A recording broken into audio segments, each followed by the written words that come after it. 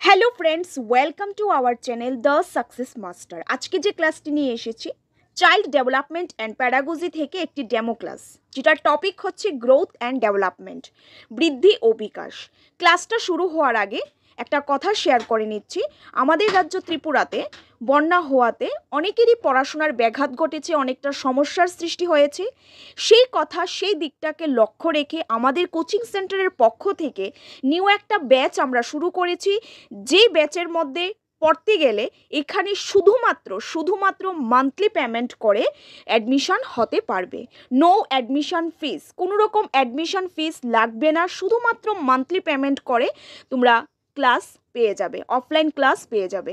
আমরা আমাদের পক্ষ থেকে নিউ একটা ব্যাচ শুরু করতে যাচ্ছি।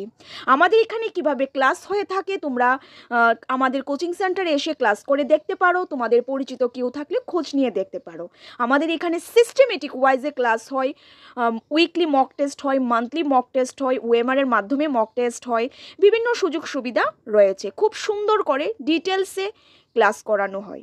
তো আমাদের কোচিং সেন্টারের পক্ষ থেকে সবার কথা মাথায় রেখে আমরা নিউ একটা ব্যাচ নিয়ে আসছি, অফলাইন একটা ব্যাচ নিয়ে আসছি, যেখানে শুধুমাত্র মান্থলি পেমেন্ট করে অ্যাডমিশন হওয়া যাবে। যেটার কোর্স হচ্ছে 8 মাসের মধ্যে আমরা টোটাল কোর্স কমপ্লিট করে দেব, যেখানে কোনো রকম অ্যাডমিশন ফিস লাগবে না, শুধুমাত্র মান্থলি পেমেন্ট। তো কিভাবে অ্যাডমিশন হবে, তার জন্য কি প্রসিডিউর, তার জন্য তোমরা এই নম্বরে ফোন করে আমাদের সঙ্গে যোগাযোগ করতে পারো। তো দেরি না করে শুরু করছি আজকের class, child development and pedagogy. বিএডে আমরা অনেক পড়েছি child development and pedagogy. TET সিলেবাসের মধ্যে প্রথম টপিকটাই রয়েছে চাইল্ড ডেভেলপমেন্ট অ্যান্ড প্যাডাগজি। তো একটা ক্লাস আজকে নিয়ে এসেছি গ্রোথ অ্যান্ড ডেভেলপমেন্টের উপর, বৃদ্ধি ও বিকাশের উপর।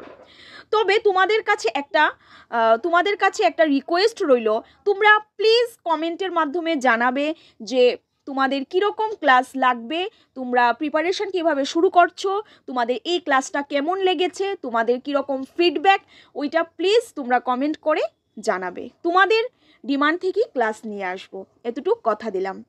তো দেরি না করে শুরু করছি আজকের class, child development and pedagogy. সঙ্গে থাকবে, আশা করি তোমাদের এই ক্লাসটা কাজে আসবে। তো গ্রোথ অ্যান্ড ডেভেলপমেন্ট পড়ার আগে আমরা একটা জিনিস জেনে নিই। আমাদের চারপাশে আমরা অনেক শিশুকে দেখতে পাই, যে শিশুরা আমাদের চোখের সামনে আস্তে আস্তে ওরা বড় হয়, অর্থাৎ বয়স বৃদ্ধির সঙ্গে সঙ্গে আমরা কি দেখি, যে একটা শিশু বেড়ে উঠছে, একটা শিশু থেকে সে আস্তে আস্তে পূর্ণ বয়স্কে পরিণত হয়। তো এই যে শিশুর বয়স বৃদ্ধির সঙ্গে সঙ্গে এই যে একটা শিশু ছোট থেকে আস্তে আস্তে আস্তে আস্তে সে পূর্ণ বয়স্কে পরিণত হয়, তার মধ্যে আমরা কি লক্ষ্য করি? তার মধ্যে আমরা একটা জিনিস লক্ষ্য করে থাকি, সেটা হচ্ছে চেঞ্জেস। একটা ছোট্ট শিশু যখন ছোট থেকে বড় হয়, পূর্ণ বয়স্কে পরিণত হয়, তার মধ্যে আমরা বিভিন্ন ধরনের পরিবর্তন দেখি। সে পরিবর্তনটা শারীরিক এবং মানসিক সবটাই থাকে। অর্থাৎ একটা শিশু যখন বয়স বাড়ার সঙ্গে সঙ্গে তার মধ্যে নানা পরিবর্তন লক্ষ্য করা যায়, যেগুলি ধাপে ধাপে পর্যায়ক্রমে সংঘটিত হয়। এই পরিবর্তনগুলির মধ্যে যেমন একটা শিশুর ফিজিক্যাল ডেভেলপমেন্ট দেখা যায়, অর্থাৎ তার যে দৈহিক পরিবর্তন লক্ষ্য করা যায়, লাইক তার হাইট, ওয়েট, এগুলি আমরা লক্ষ্য করি। একটা শিশু প্রথম বসে, প্রথম উঠে দাঁড়ায়, একটা শিশু সে প্রথম হামাগুড়ি দেয়, তারপর সে উঠে বসে, দাঁড়ায়, হাঁটে, দৌড়ায়। এই পরিবর্তনগুলিও আমরা লক্ষ্য করি। সহজ কথা বলতে গেলে একটা ছোট শিশু যখন সে ছোট থেকে আস্তে আস্তে পূর্ণ বয়স্কে পরিণত হয়, তার মধ্যে আমরা পরিবর্তন লক্ষ্য করি। এই পরিবর্তনগুলির মধ্যে যে পরিবর্তনগুলি আমরা সংখ্যা দিয়ে মাপতে পারি, সংখ্যা দিয়ে মেজার করতে পারি, যেমন একটা শিশুর হাইট কতটুক হলো, ওয়েট কতটুক হলো, তার পায়ের দৈর্ঘ্য কতটুক, তার হাতের দৈর্ঘ্য কতটুক, এই জিনিসগুলি আমরা মেজার করতে পারি। তো এগুলিকে বলা হয় গ্রোথ বা বৃদ্ধি। কি বলা হয়? গ্রোথ।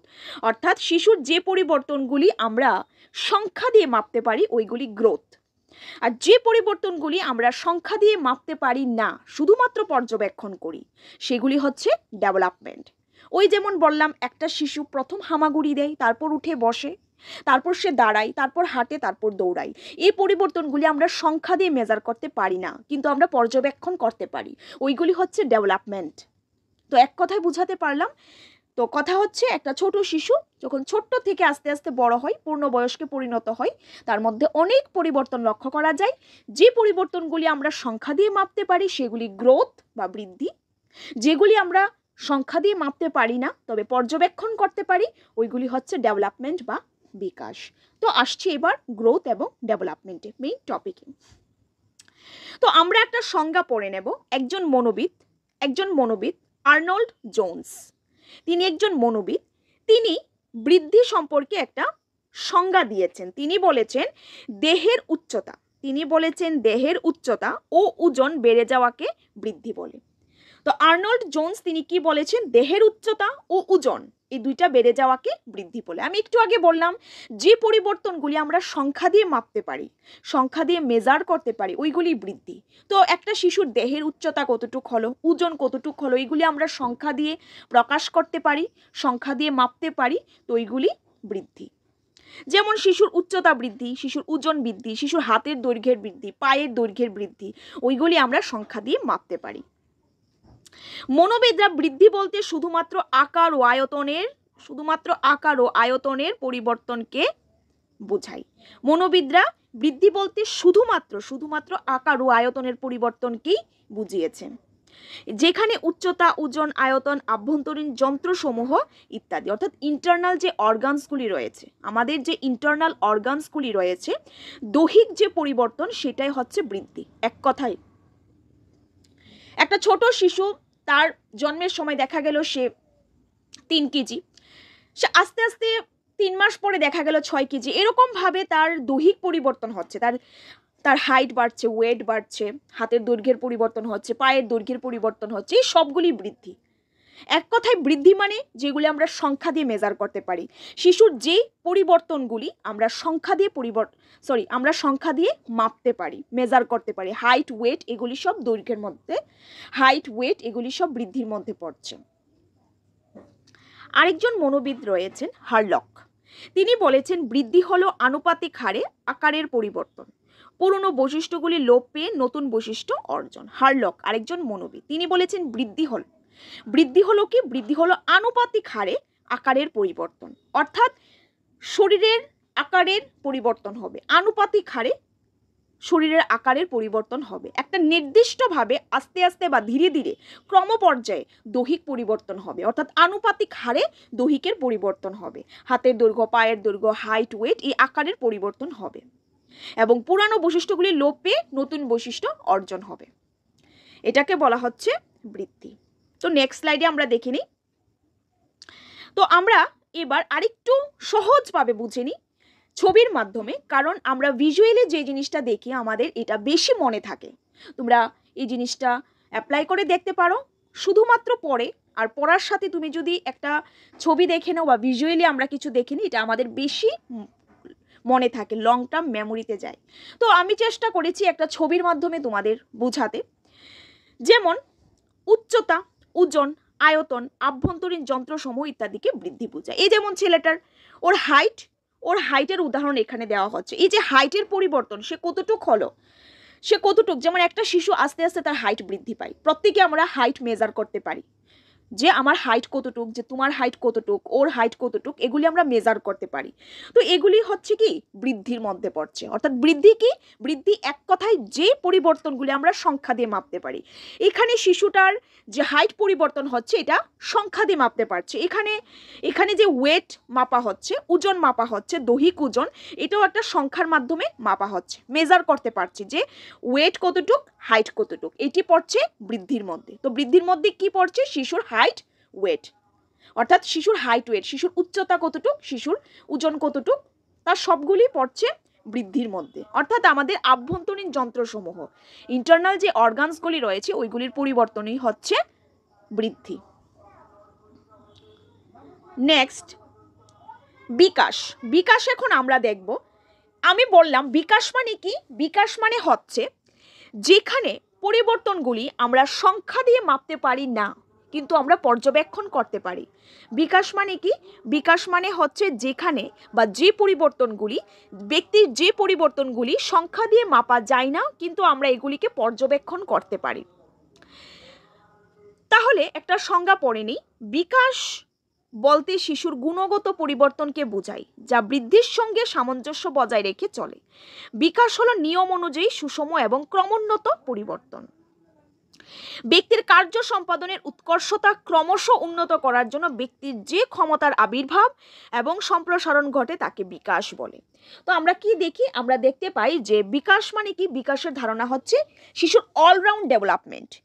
বিকাশ হচ্ছে শিশুর অলরাউন্ড ডেভেলপমেন্ট, অর্থাৎ বিকাশের মধ্যে শিশুর দৈহিক, মানসিক, প্রক্ষোভিক, সামাজিক, ভাষাগত সব ধরনের পরিবর্তন চলে আসছে।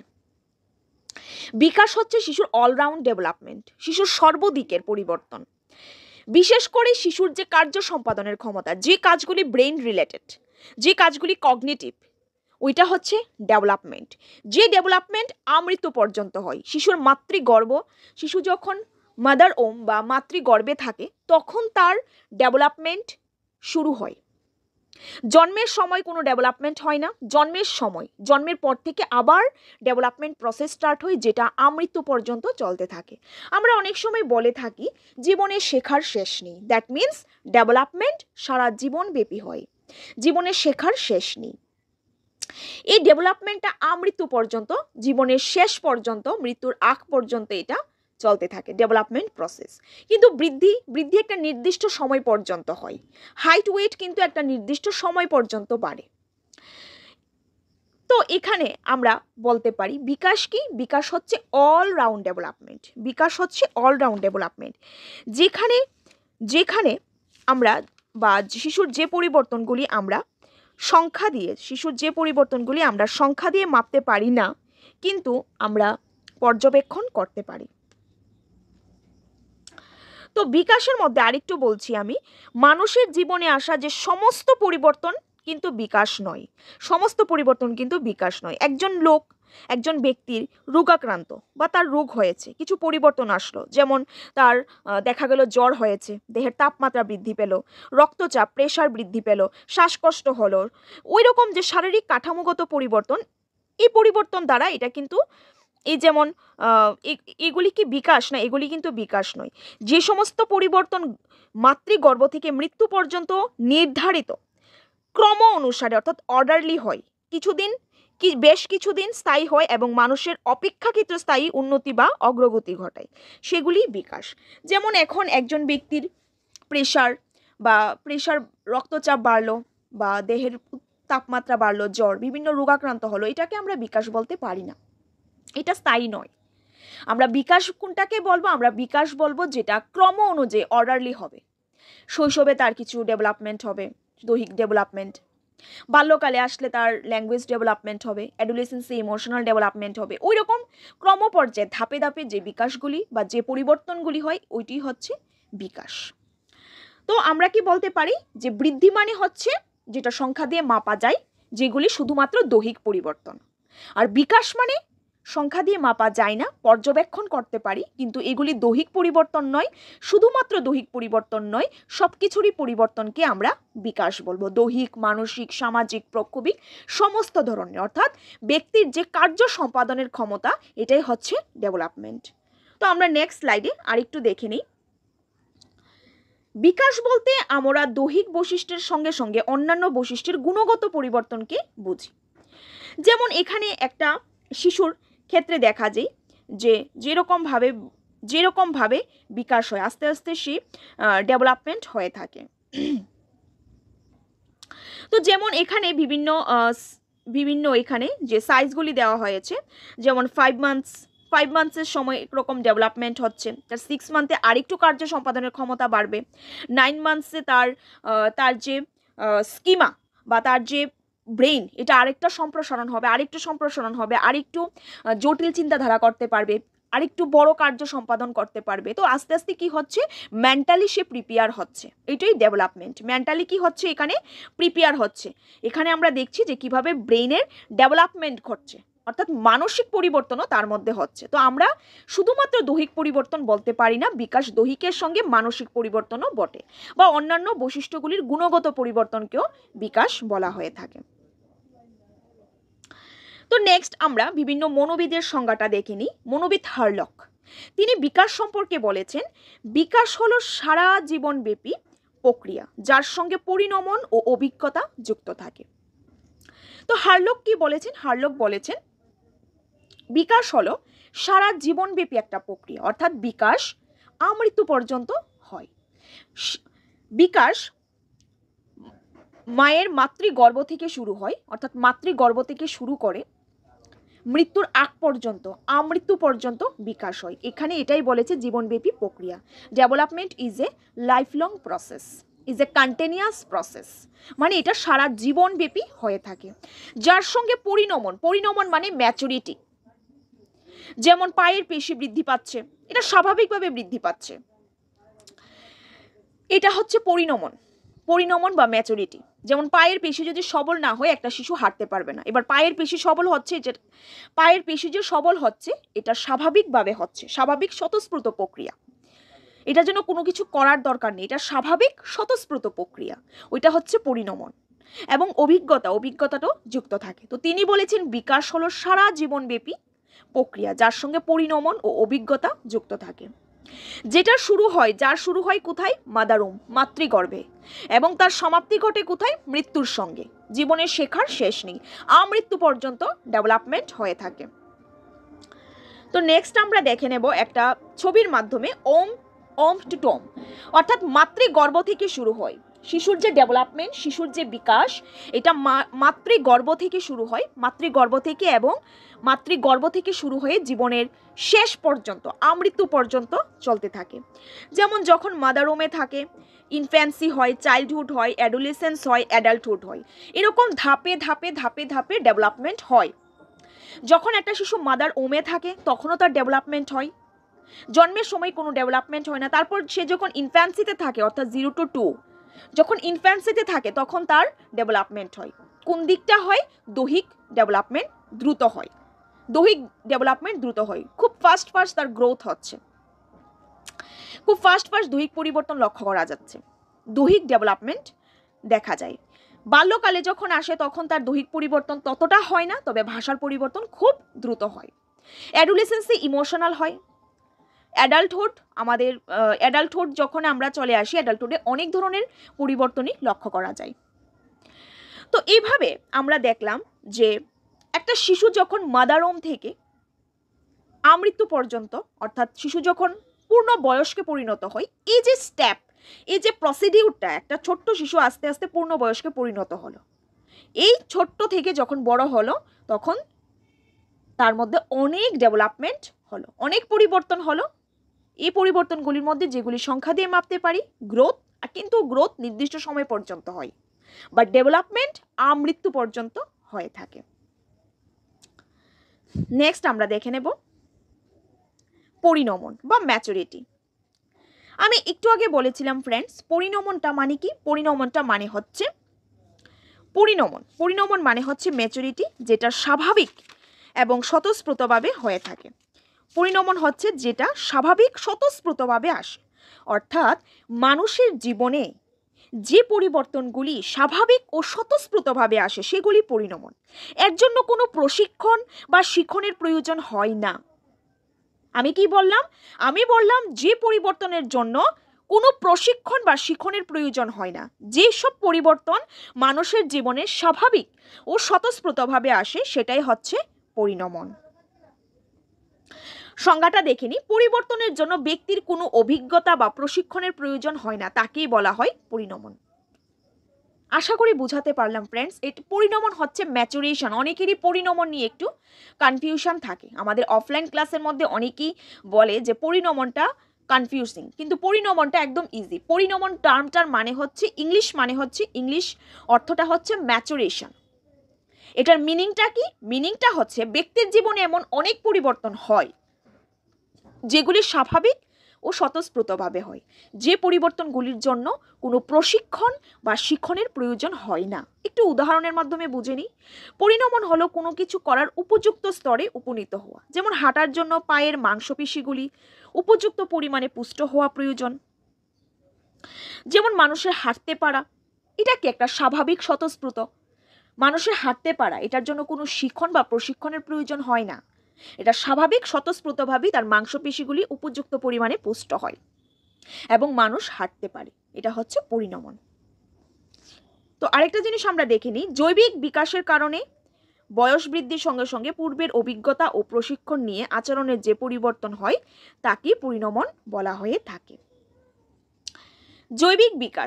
জৈবিক বিকাশ হচ্ছে তার বায়োলজিক্যাল যে ডিফারেন্স বা বায়োলজিক্যাল যে ডেভেলপমেন্টগুলি হচ্ছে, ওই বায়োলজিক্যাল ডিফারেন্সগুলি বা ওই বায়োলজিক্যাল ডেভেলপমেন্টগুলি, যে বায়োলজিক্যাল ডেভেলপমেন্ট হচ্ছে, যে ইন্টারনাল ডেভেলপমেন্টগুলি হচ্ছে, ওই ইন্টারনাল বা ওই বায়োলজিক্যাল ডেভেলপমেন্টের কারণে বয়স বৃদ্ধির সঙ্গে সঙ্গে পূর্বের অভিজ্ঞতা ও প্রশিক্ষণ নিয়ে আচরণের একটা পরিবর্তন হয়, সেটাই পরিণমন। একদম সহজভাবে মনে রাখতে পারো, পরিণমন মানে হচ্ছে ব্যক্তির জীবনের যে পরিবর্তনগুলি স্বাভাবিক ও স্বতঃস্ফূর্তভাবে আসে, যে পরিবর্তনগুলির জন্য কোনো রকম শিখন বা প্রশিক্ষণের প্রয়োজন হয় না। তো আমরা কি দেখতে পারি? তো আমরা বলতে পারি যে ডেভেলপমেন্ট হচ্ছে মূল বিষয়। ডেভেলপমেন্ট কি? ডেভেলপমেন্ট হচ্ছে এই সবটা বিষয়, এই সবটা জিনিস হচ্ছে ডেভেলপমেন্ট। ডেভেলপমেন্টের আন্ডারে পড়ছে গ্রোথ এবং ম্যাচুরেশন, অর্থাৎ বৃদ্ধি এবং পরিণমন। বৃদ্ধি এবং পরিণমন এই দুইটা কিন্তু ডেভেলপমেন্টের আন্ডারে আসছে। ডেভেলপমেন্ট আমি কি বলেছিলাম? ডেভেলপমেন্ট আমি বলেছিলাম অল রাউন্ড ডেভেলপমেন্ট, অর্থাৎ বিকাশ হলো শিশুর সার্বিক পরিবর্তন, শিশুর সব দিকের পরিবর্তন, তার মেন্টাল, তার ফিজিক্যাল, তার ইমোশনাল, সোশিয়াল, প্রত্যেক দিকের পরিবর্তন হচ্ছে ডেভেলপমেন্ট। প্রত্যেক দিকের পরিবর্তন হচ্ছে ডেভেলপমেন্ট। তো আরেকটা গ্রোথ কি পড়েছিলাম? গ্রোথ পড়েছিলাম শুধুমাত্র দৈহিক পরিবর্তন। ম্যাচুরেশন কি পড়েছিলাম? ম্যাচুরেশন পড়েছিলাম ব্যক্তির জীবনের যে পরিবর্তনগুলি স্বাভাবিক স্বতঃস্ফূর্তভাবে হয়, যে পরিবর্তনগুলি তার বায়োলজিক্যাল ডেভেলপমেন্ট। তাহলে আমরা কি দেখতে পাচ্ছি? আমরা দেখতে পাচ্ছি এই ডেভেলপমেন্ট হচ্ছে হোল প্রসেস। ডেভেলপমেন্ট হচ্ছে একটা ফুল কনসেপ্ট, ডেভেলপমেন্ট হচ্ছে একটা ফুল বা একটা মূল বিষয়। এই ডেভেলপমেন্টের আন্ডারে পড়ছে বৃদ্ধি এবং ম্যাচুরেশন, অর্থাৎ গ্রোথ এবং ম্যাচুরেশন এটা ডেভেলপমেন্টেরই অংশ। তো আমরা কি দেখলাম যে ডেভেলপমেন্টের অংশ কি? গ্রোথ এবং ম্যাচুরেশন। ডেভেলপমেন্ট হচ্ছে একটা বৃহত্তর অংশ, ডেভেলপমেন্ট হচ্ছে একটা টোটাল অংশ বা একটা বৃহত্তর অংশ। ডেভেলপমেন্ট বা বিকাশ, এই বিকাশের আন্ডারে বা এই বিকাশের মধ্যে পড়ছে গ্রোথ বা বৃদ্ধি এবং ম্যাচুরেশন বা পরিণমন।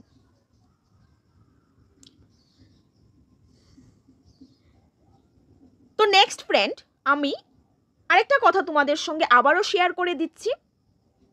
আমাদের coaching centre the success master Agartala মঠচমনিতে অবস্থিত। আমাদের এখানে আমরা নিউ একটা ব্যাচ স্টার্ট করতে যাচ্ছি, যেখানে কোনো অ্যাডমিশন ফিস লাগবে না। Take admission without admission fees, কোনো রকম অ্যাডমিশন ফিস পেমেন্ট করতে লাগবে না। আমাদের কোচিং সেন্টারে অ্যাডমিশন ফিস 5000, আমরা পুরোটাই লেস করে দিয়েছি। 5000-এর মধ্যে কিছুই লাগবে না, 5000 পুরোটাই লেস করে দিয়েছি উইদাউট অ্যাডমিশন ফিস। যেটার কোর্স হচ্ছে 8 মান্থের, অর্থাৎ 8 মাসের একটা কোর্স নিয়ে আসছি, যেখানে উইকলি ক্লাস হবে। টোটাল কোর্সের পিরিয়ডটা হচ্ছে 8 মান্থ, 8 মাস। এবার আমাদের এখানে কোনো রকম অ্যাডমিশন ফিস লাগবে না, শুধুমাত্র মান্থলি পেমেন্ট করে, শুধুমাত্র মান্থলি পেমেন্ট করে তোমরা আমাদের কোচিং সেন্টারে অফলাইন ক্লাসেস করতে পারবে। প্রসিডিউরটা হচ্ছে আমাদের পার মান্থ আমাদের এখানে অ্যাডমিশন ফিস 5000 এবং মান্থলি পেমেন্ট হচ্ছে পার মান্থ 500। তো তোমাদের অ্যাডমিশন ফিস তো দিতে লাগবে না, অর্থাৎ 5000 দিতে লাগবে না উইদাউট অ্যাডমিশন ফিস, শুধুমাত্র মান্থলি পেমেন্ট। তো মান্থলি পেমেন্ট কত হয়ে থাকে? 8 মাসের যদি কোর্স হয় তাহলে 500 করে হলে টোটাল আসে 4000। সে 4000 ওয়ান টাইম পেমেন্ট করে তোমরা আমাদের অফলাইন ক্লাসে অ্যাডমিশন নিতে পারো, ক্লাস করতে পারো। আমাদের এখানে কিভাবে সিস্টেমেটিক ওয়াইজে ক্লাস হয় তোমরা এসে ক্লাস করে দেখতে পারো। আগে ক্লাস করে দেখবে, ভালো লাগলেই তোমরা এই ডিসিশন নিতে পারো। আগে ক্লাস করে দেখে নিও, এবং এই সুযোগ পাবে প্রথম 100 জনের মধ্যেই এই সুযোগ সুবিধাটা পেয়ে যাবে। প্রথম 100 জনের মধ্যে এই সুবিধা পেয়ে যাবে। কিভাবে ক্লাস করবে বা কিভাবে অ্যাডমিশন হবে তার জন্য তোমরা আমাদের স্ক্রিনে দেওয়া নম্বরে কন্ট্যাক্ট করতে পারো। আমাদের এখানে যে ক্লাসেস হয় তার সঙ্গে আমরা ফ্রি, একদম free offline online mock test হয়। মক টেস্টের জন্য কোনো পেমেন্ট করতে হয় না। অফলাইন মক টেস্ট আমরা প্রোভাইড করি ওয়েমারের মাধ্যমে, এবং অনলাইন মক টেস্ট আমরা উইকলি ক্লাসে আমরা প্রোভাইড করে থাকি। এই অফলাইন এবং অনলাইন যে মক টেস্টগুলি হচ্ছে আমাদের কোচিং সেন্টারে প্রতিনিয়ত, এটার জন্য আলাদা করে কোনো পেমেন্ট করতে হবে না। তো আবারও বলে দিচ্ছি ফ্রেন্ডস, আমাদের coaching centre the success master Agartala মঠচমনিতে অবস্থিত। আমাদের কোচিং সেন্টারে আমরা নিউ একটা ব্যাচ শুরু করতে যাচ্ছি। এই ব্যাচে অ্যাডমিশন হতে গেলে কোনো অ্যাডমিশন ফিস লাগবে না। উইদাউট অ্যাডমিশন ফিস, শুধুমাত্র মান্থলি পেমেন্ট করে তোমরা অফলাইন ক্লাসে ক্লাস করতে পারবে বা অফলাইন ক্লাসে অ্যাডমিশন হতে পারবে। এটা কিছুদিনের জন্য একটা মেগা অফার। অফারটা বেশি দিন থাকবে না, প্রথম 100 জনের মধ্যেই সুযোগ দেওয়া হবে। তো যারা যারা ইন্টারেস্টেড বা যারা যারা অফলাইন ক্লাসেস করতে চাচ্ছ, যারা যারা ভাবছো অফলাইন ক্লাসেস নেবে, খুব শীঘ্রই যোগাযোগ করো আমাদের স্ক্রিনে দেওয়ার নম্বরে, কারণ প্রথম 100 জনের মধ্যেই এই সুযোগ সুবিধাটা পেয়ে থাকবে। তো যারা যারা ভাবছো অফলাইন ক্লাসেস নেবে বা তোমাদের প্রিপারেশন স্টার্ট করা দরকার, তোমাদের অফলাইন ক্লাসেস দরকার, তোমরা খুব শীঘ্রই যোগাযোগ করো আমাদের কোচিং সেন্টার দ্য সাকসেস মাস্টারে। যাচাই করো, তারপরে অ্যাডমিশন হোক, ক্লাসেস করো। তো আবারও শেয়ার করে দিচ্ছি, আবারও এই লাইনটা আমি বলে দিচ্ছি, যারা যারা ইন্টারেস্টেড খুব শীঘ্রই অ্যাডমিশন হয়ে যাবে, কারণ এই অফারটা বেশি দিন থাকবে না। এবং কিভাবে সিস্টেমেটিক ওয়াইজে ক্লাস হয় এটা তোমরা আমাদের কোচিং সেন্টারে এসে ক্লাস করে দেখতে পারো।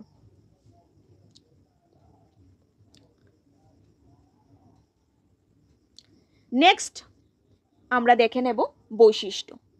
তো প্রথমটা রয়েছে বৃদ্ধির বৈশিষ্ট্য। বৃদ্ধি আমরা কি দেখেছিলাম? বৃদ্ধি আমরা দেখেছিলাম গ্রোথ। গ্রোথ মানে কি ছিল? গ্রোথ মানে হচ্ছে শিশুর যে পরিবর্তনগুলি সংখ্যা দিয়ে মাপতে পারি ওইগুলি গ্রোথ বা ওইগুলি বৃদ্ধি। যেমন শিশুর হাইট বাড়া, ওয়েট বাড়া, ওইগুলি গ্রোথের মধ্যে পড়ছে। তো গ্রোথ মানে কি? গ্রোথ মানে হচ্ছে যে পরিবর্তনগুলি আমরা শুধুমাত্র সংখ্যা দিয়ে মেজার করতে পারি, অর্থাৎ তার দৈহিক পরিবর্তনগুলি হচ্ছে বৃদ্ধি বা গ্রোথ। তো এই বৈশিষ্ট্যগুলি দেখে নিই। প্রাক জন্ম অবস্থা থেকে বৃদ্ধি শুরু হয়, অর্থাৎ একটা শিশু যখন মাদারুমে থাকে, মাতৃগর্ভে থাকে, তখনই তার বৃদ্ধিটা শুরু হয়। বংশগত ও পরিবেশের মিথস্ক্রিয়ার ফলে বৃদ্ধি হয়।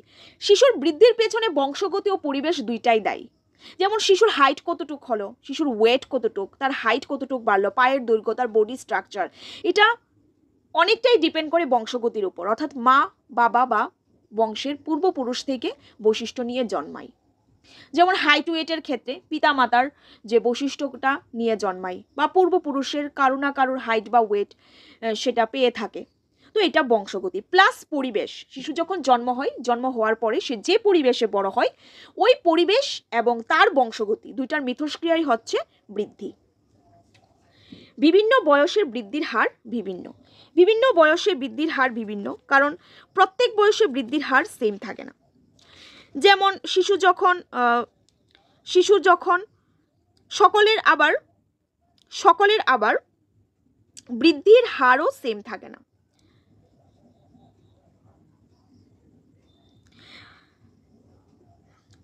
ঠিক আছে, আমি এক্সপ্লেন করে দিচ্ছি, তাহলে আরেকটু সহজভাবে বুঝতে পারবে। বিভিন্ন বয়সের বৃদ্ধির হার বিভিন্ন, অর্থাৎ শিশুর যে বৃদ্ধির হার, এটা বিভিন্ন বিজ্ঞানীরা অনুসন্ধান করে দেখেছেন যে প্রত্যেকটা স্টেজে তার যে স্টেজ রয়েছে, অর্থাৎ ইনফ্যান্সি, চাইল্ডহুড, অ্যাডোলেসেন্স, এই যে স্টেজগুলি রয়েছে, প্রত্যেকটা স্টেজে তার বৃদ্ধির হার সেম থাকে না।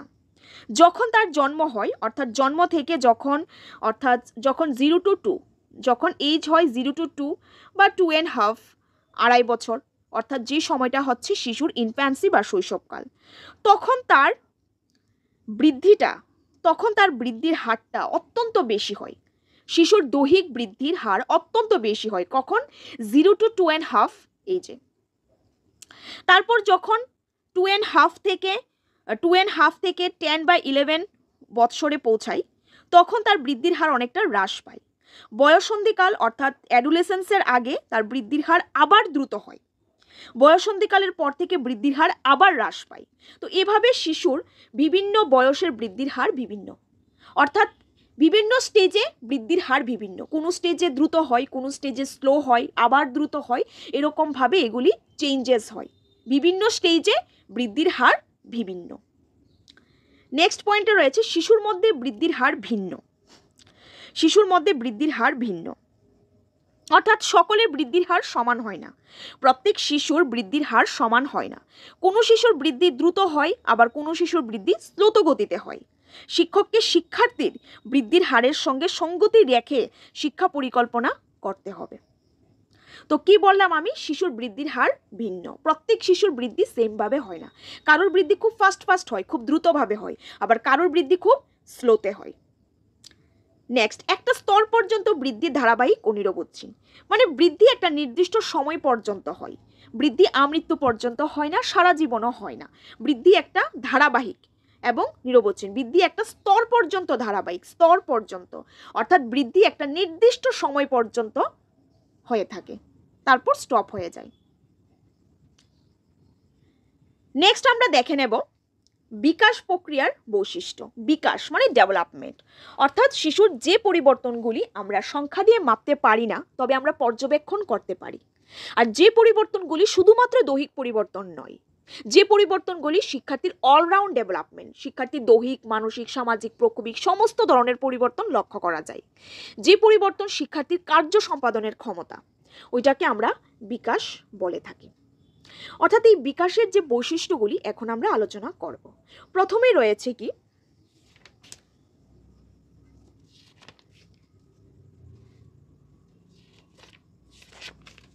তো প্রথম যেটা রয়েছে, প্রথম রয়েছে যে বিকাশ হলো একটা অবিচ্ছিন্ন প্রক্রিয়া।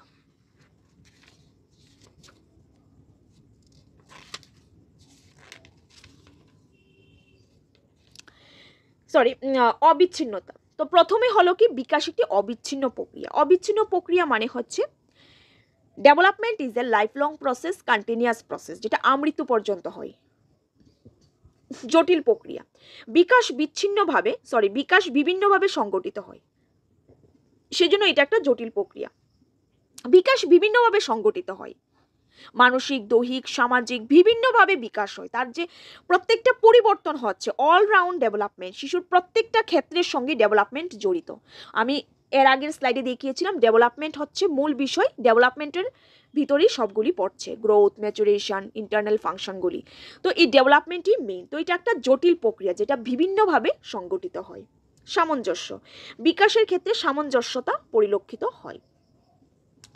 স্বতন্ত্রতা হচ্ছে ইন্ডিভিজুয়াল, প্রত্যেকের ডেভেলপমেন্ট আলাদা, প্রত্যেকের ডেভেলপমেন্ট যেমন ফিজিক্যাল, মেন্টাল, ইমোশনাল, সোশ্যাল, প্রত্যেকই ইন্ডিভিজুয়াল ডেভেলপমেন্ট। একজনের ডেভেলপমেন্টের সঙ্গে অন্য কারো ডেভেলপমেন্ট কিছুটা মিলতে পারে, বাট পুরাটা নয়, প্রত্যেকের ডেভেলপমেন্ট আলাদা। ইমোশনালি সে আলাদা, সোশিয়ালি আলাদা, মেন্টালি আলাদা, ফিজিক্যালি আলাদা। ফিজিক্যালি তো প্রত্যেকে আলাদা, কারোর সঙ্গে কারোর মিল নেই। ইমোশনালিও মিল থাকে না, কারোর রাগ খুব বেশি হয়, কারোর মধ্যে শর্ট টেম্পার দেখা যায়, কারোর মধ্যে খুব অল্পেতেই রেগে যায়। আবার কিছু ব্যক্তি রয়েছে বা কারো রয়েছে যাদের খুব কঠিন পরিস্থিতিতেও ভাঙে না, তার মধ্যে সাহস থাকে, সে ইমোশনালি স্টেবল হয়। সামাজিকের মধ্যে দেখা যায় অনেকের আচরণ খুব সোশিয়াল, খুব ম্যানার, অনেকের ক্ষেত্রে দেখা যায় সে অসামাজিক আচরণ করছে, তার সোশ্যালি ডেভেলপমেন্টটা কম হয়েছে। তো এইভাবে সবটাই হচ্ছে স্বতন্ত্রতা, ইন্ডিভিজুয়ালিস্ট। নেক্সট হচ্ছে পরিবেশ ও বংশগতি, অর্থাৎ এই যে বিকাশ, এই যে শিশুর ডেভেলপমেন্ট হচ্ছে, এটা কিভাবে হচ্ছে? এটা কি শুধুমাত্র এনভায়রনমেন্টের জন্য, নাকি শুধুমাত্র জিনগত পরিবর্তন, বংশগতির জন্য, হেরিডিটির জন্য? তো আমরা আলোচনার পরে বলতে পারি ডেভেলপমেন্ট বা একটা শিশুর বিকাশের জন্য শুধুমাত্র পরিবেশ বা শুধুমাত্র বংশগতিকে আমরা দায়ী করতে পারি না। এখানে বংশগতি ও পরিবেশের মিথস্ক্রিয়ার ফল, অর্থাৎ শিশু যে পরিবেশে বড় হবে সে পরিবেশেরও ইম্পর্টেন্স রয়েছে, এবং শিশু যে পরিবারে জন্মগ্রহণ করবে তার যে জিনগত বৈশিষ্ট্য ওইটাও খুব ইম্পর্টেন্ট। এই দুইটার মিথস্ক্রিয়ার ফলেই তার ডেভেলপমেন্ট হয়। তো এখানে এটাই বলেছে পরিবেশ ও বংশগতি, অর্থাৎ বিকাশের কিছু ক্ষেত্রে পরিবেশের গুরুত্ব অপরিসীম এবং কিছু কিছু ক্ষেত্রে বংশগতির গুরুত্ব অপরিসীম। সুতরাং পরিবেশ ও বংশগতি একটা গুরুত্বপূর্ণ বিষয়। গুণগত পরিবর্তন, বিকাশ হলো একটা গুণগত পরিবর্তন, অর্থাৎ ডেভেলপমেন্ট মানে কি, মেন্টালি যে কার্য সম্পাদনগুলি আমরা করে থাকি, অর্থাৎ এগুলি হচ্ছে গুণগত পরিবর্তন। তো নেক্সট আমরা একটা পার্থক্য দেখে নিই। এবার বৃদ্ধি ও বিকাশের মধ্যে পার্থক্য দেখে নিই, আমাদের কনসেপ্ট আরো ক্লিয়ার হয়ে যাবে। আমরা চেষ্টা করি তোমাদের কাছে কনসেপ্ট তুলে ধরতে, পাশাপাশি আমরা এমসিকিউ নিয়ে আসি প্র্যাকটিসের জন্য। আমাদের কোচিং সেন্টার অনলি প্ল্যাটফর্ম যেখানে আমরা কনসেপ্টের পাশাপাশি এমসিকিউ নিয়ে আসি। আমরা চেষ্টা করি খুব সহজভাবে তোমাদের সামনে কনসেপ্টটা তুলে ধরতে, যেখানে খুব সুন্দর করে ডিটেলসে বোঝানো হয়। আমাদের অফলাইন ক্লাসেসগুলিতেও এভাবেই ক্লাস হয়ে থাকে, তো তোমরা এসে ক্লাস করে দেখতে পারো। তো এখন আমরা পড়ে নেব বৃদ্ধি ও বিকাশের মধ্যে পার্থক্য। বৃদ্ধি বা গ্রোথ, বৃদ্ধি হলো একটা জৈবিক পরিবর্তন, মানে বায়োলজিক্যাল ডিফারেন্স বা বায়োলজিক্যাল যে চেঞ্জেসগুলি। কিন্তু বিকাশ শুধুমাত্র বায়োলজিক্যাল চেঞ্জেস নয়, বিকাশ হচ্ছে ব্যক্তির সব ধরনের পরিবর্তন, এটা একটা ধারাবাহিক পরিবর্তন। বৃদ্ধি হচ্ছে কারণ এবং বিকাশ হচ্ছে তার ফল। বৃদ্ধিটা কারণ, কিন্তু বিকাশটা হচ্ছে ফল। কারণ বিকাশটা মানে হচ্ছে শিশুর অলরাউন্ড ডেভেলপমেন্ট। ওই যেমন আমি বললাম যে একটা উদাহরণ আমি বলেছিলাম, একটা শিশু প্রথম সে হামাগুড়ি দেয়, তারপর উঠে বসে, তারপর দাঁড়ায়, হাঁটে এবং দৌড়ায়। এই যে পরিবর্তনগুলি হচ্ছে, যদি একটা শিশুর হাতের দৈর্ঘ্য বা একটা শিশুর পায়ের দৈর্ঘ্য না বৃদ্ধি পায়, তখন কি সে হাঁটতে পারবে? তখন কি তার ডেভেলপমেন্ট হবে? না, হবে না। তার জন্য বৃদ্ধি হচ্ছে কারণ এবং বিকাশ হচ্ছে তার ফল। বুঝাতে পারলাম? বৃদ্ধিটা কারণ। একটা শিশু যদি পায়ের দৈর্ঘ্য বৃদ্ধি না পায়, সে কিভাবে হাঁটবে? তো হাঁটাটা কি বিকাশ, কারণ এটা পর্যবেক্ষণ করা যায়। আর পায়ের দৈর্ঘ্যটা কি মেজার করতে পারে, এটা বৃদ্ধি। কিন্তু পায়ের দৈর্ঘ্য না বাড়লে সে হাঁটবে কি করে? তার জন্য বৃদ্ধিটা কারণ এবং বিকাশটা হচ্ছে ফল। বৃদ্ধি হচ্ছে আকার, দেহের আকার এবং আয়তনের পরিবর্তন। তো বৃদ্ধিটা মানে কি? বৃদ্ধিটা মানে হচ্ছে শুধুমাত্র দেহের আকার আয়তনের পরিবর্তন, দৈহিক চেঞ্জেস, ফিজিক্যাল চেঞ্জেস। কিন্তু বিকাশ ব্যক্তির সামগ্রিক পরিবর্তন, যেখানে শিশুর দৈহিক, মানসিক, সামাজিক, প্রক্ষোভিক সমস্ত ধরনের পরিবর্তন হবে, সেটাই হচ্ছে বিকাশ। বৃদ্ধি ব্যক্তির আচরণের পরিমাণগত পরিবর্তন। ব্যক্তির আচরণের একটা পরিমাণগত, যেটা আমরা সংখ্যা দিয়ে মাপতে পারি, মেজার করতে পারি, এটা একটা পরিমাণগত পরিবর্তন। কিন্তু বিকাশ আমরা পরিমাণ করতে পারবো না, বিকাশ আমাদের গুণগত পরিবর্তন, যেটা আমরা পর্যবেক্ষণ করব। তো নেক্সট স্লাইডে দেখে নিই। বৃদ্ধি জীবনব্যাপী প্রক্রিয়া নয়, বৃদ্ধি একটা নির্দিষ্ট সময় পর্যন্ত হয়ে থাকে। বৃদ্ধি জীবনব্যাপী প্রক্রিয়া নয়, বৃদ্ধি একটা নির্দিষ্ট সময় পর্যন্ত হয়ে থাকে। কিন্তু বিকাশ জীবনব্যাপী প্রক্রিয়া, বিকাশ আমৃত্যু পর্যন্ত হয়। একটা শিশু জন্মের পর থেকে আমৃত্যু পর্যন্ত বিকাশ হয়ে থাকে। ব্যক্তির জীবনের যে পরিণমন, ম্যাচুরেশন, ওই প্রক্রিয়া সম্পন্ন হওয়ার সঙ্গে বৃদ্ধিটা থেমে যায়।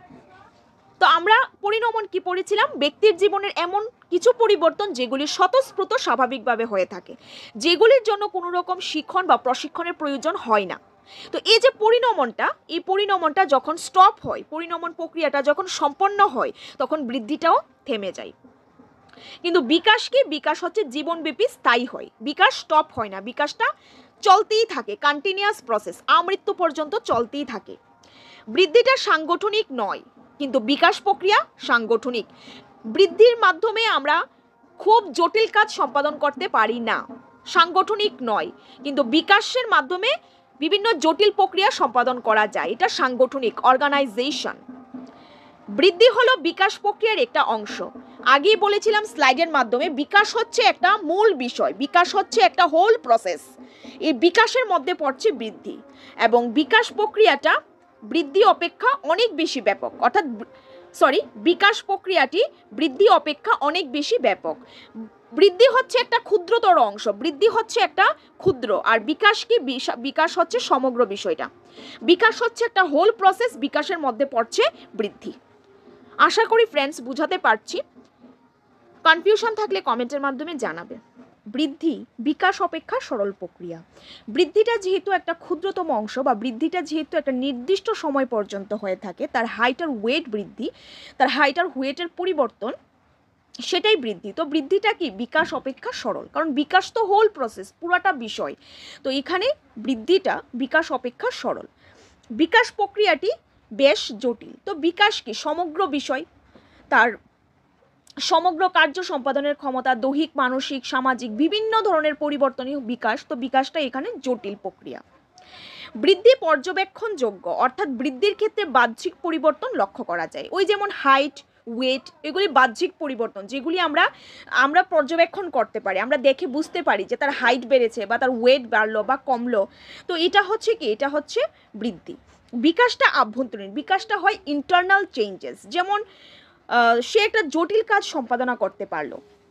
যেমন একটা শিশু প্রথম তাকে হাঁটতে শেখানো হয়, কিন্তু হাঁটা শেখার পর সে নিজে থেকে দৌড় দেয়। অর্থাৎ এই যে সে দৌড় দিল, এটাই হচ্ছে ডেভেলপমেন্ট, এটা তার ডেভেলপমেন্ট, এটা তার মেন্টালি তার চেঞ্জেস হয়েছে, যে এইভাবে আমি হাঁটতে পারি, হাঁটার পরিবর্তে এইভাবে স্পিড দিলে আমি দৌড়াতেও পারি, দৌড়িয়ে আমি তাড়াতাড়ি যেতে পারি। তো এখানে কি করলো, এখানে তার মেন্টালি চেঞ্জ হলো, অর্থাৎ যেটা আভ্যন্তরীণ পরিবর্তন। সুতরাং এটা পর্যবেক্ষণ সাপেক্ষ নয়। আভ্যন্তরীণ ইন্টারনাল কি চেঞ্জ হচ্ছে এটা পর্যবেক্ষণ করা যায় না। তবে আমরা বৃদ্ধিকে বাহ্যিকভাবে, মানে বৃদ্ধির ক্ষেত্রে বাহ্যিক পরিবর্তন দেখা যায়। যেমন একজন ব্যক্তি বা একজন শিশুর তার হাইট কতটুক বাড়লো, তার ওয়েট কতটুক বাড়লো, এটা আমরা বাইরে থেকে দেখে মেজার করতে পারি, যে তার হাইট বাড়লো, তার ওয়েট বাড়লো, এটা আমরা বাহ্যিক যে পরিবর্তনটা, সে পরিবর্তনটা পর্যবেক্ষণ করতে পারি। কিন্তু বিকাশটা কি, বিকাশটা আভ্যন্তরীণ চেঞ্জেস, বায়োলজিক্যাল বা ইন্টারনাল চেঞ্জেস, ইন্টারনাল অর্গানস এখানে কাজ করছে। তো এইগুলি আমরা বাহ্যিকভাবে পর্যবেক্ষণ সাপেক্ষ নয়। বিকাশ ব্যতীত বৃদ্ধি সম্ভব নয়, অর্থাৎ বিকাশ ছাড়া, বিকাশ যেহেতু একটা সমগ্র বিষয়, আর বিকাশের মধ্যে বৃদ্ধিটা পড়ছে, সুতরাং বিকাশ ছাড়া বৃদ্ধি কখনোই সম্ভব নয়। কিন্তু বৃদ্ধি ব্যতীত বিকাশ সম্ভব, কারণ বিকাশ তো শুধুমাত্র দৈহিক পরিবর্তন না, বিকাশ মানে তার মেন্টালি, ফিজিক্যালি, ইমোশনালি সব দিকের পরিবর্তন। সুতরাং তার গ্রোথ হলো না, অর্থাৎ দৈহিক পরিবর্তন হলো না, কিন্তু সে মেন্টালি তার পরিবর্তন হতে পারে। তাই আমরা বলতে পারি বৃদ্ধি ছাড়া বিকাশ সম্ভব, কিন্তু বিকাশ ছাড়া বৃদ্ধি সম্ভব নয়। বৃদ্ধিটা হচ্ছে নৈর্ব্যক্তিক এবং বিকাশটা হচ্ছে ব্যক্তিকেন্দ্রিক।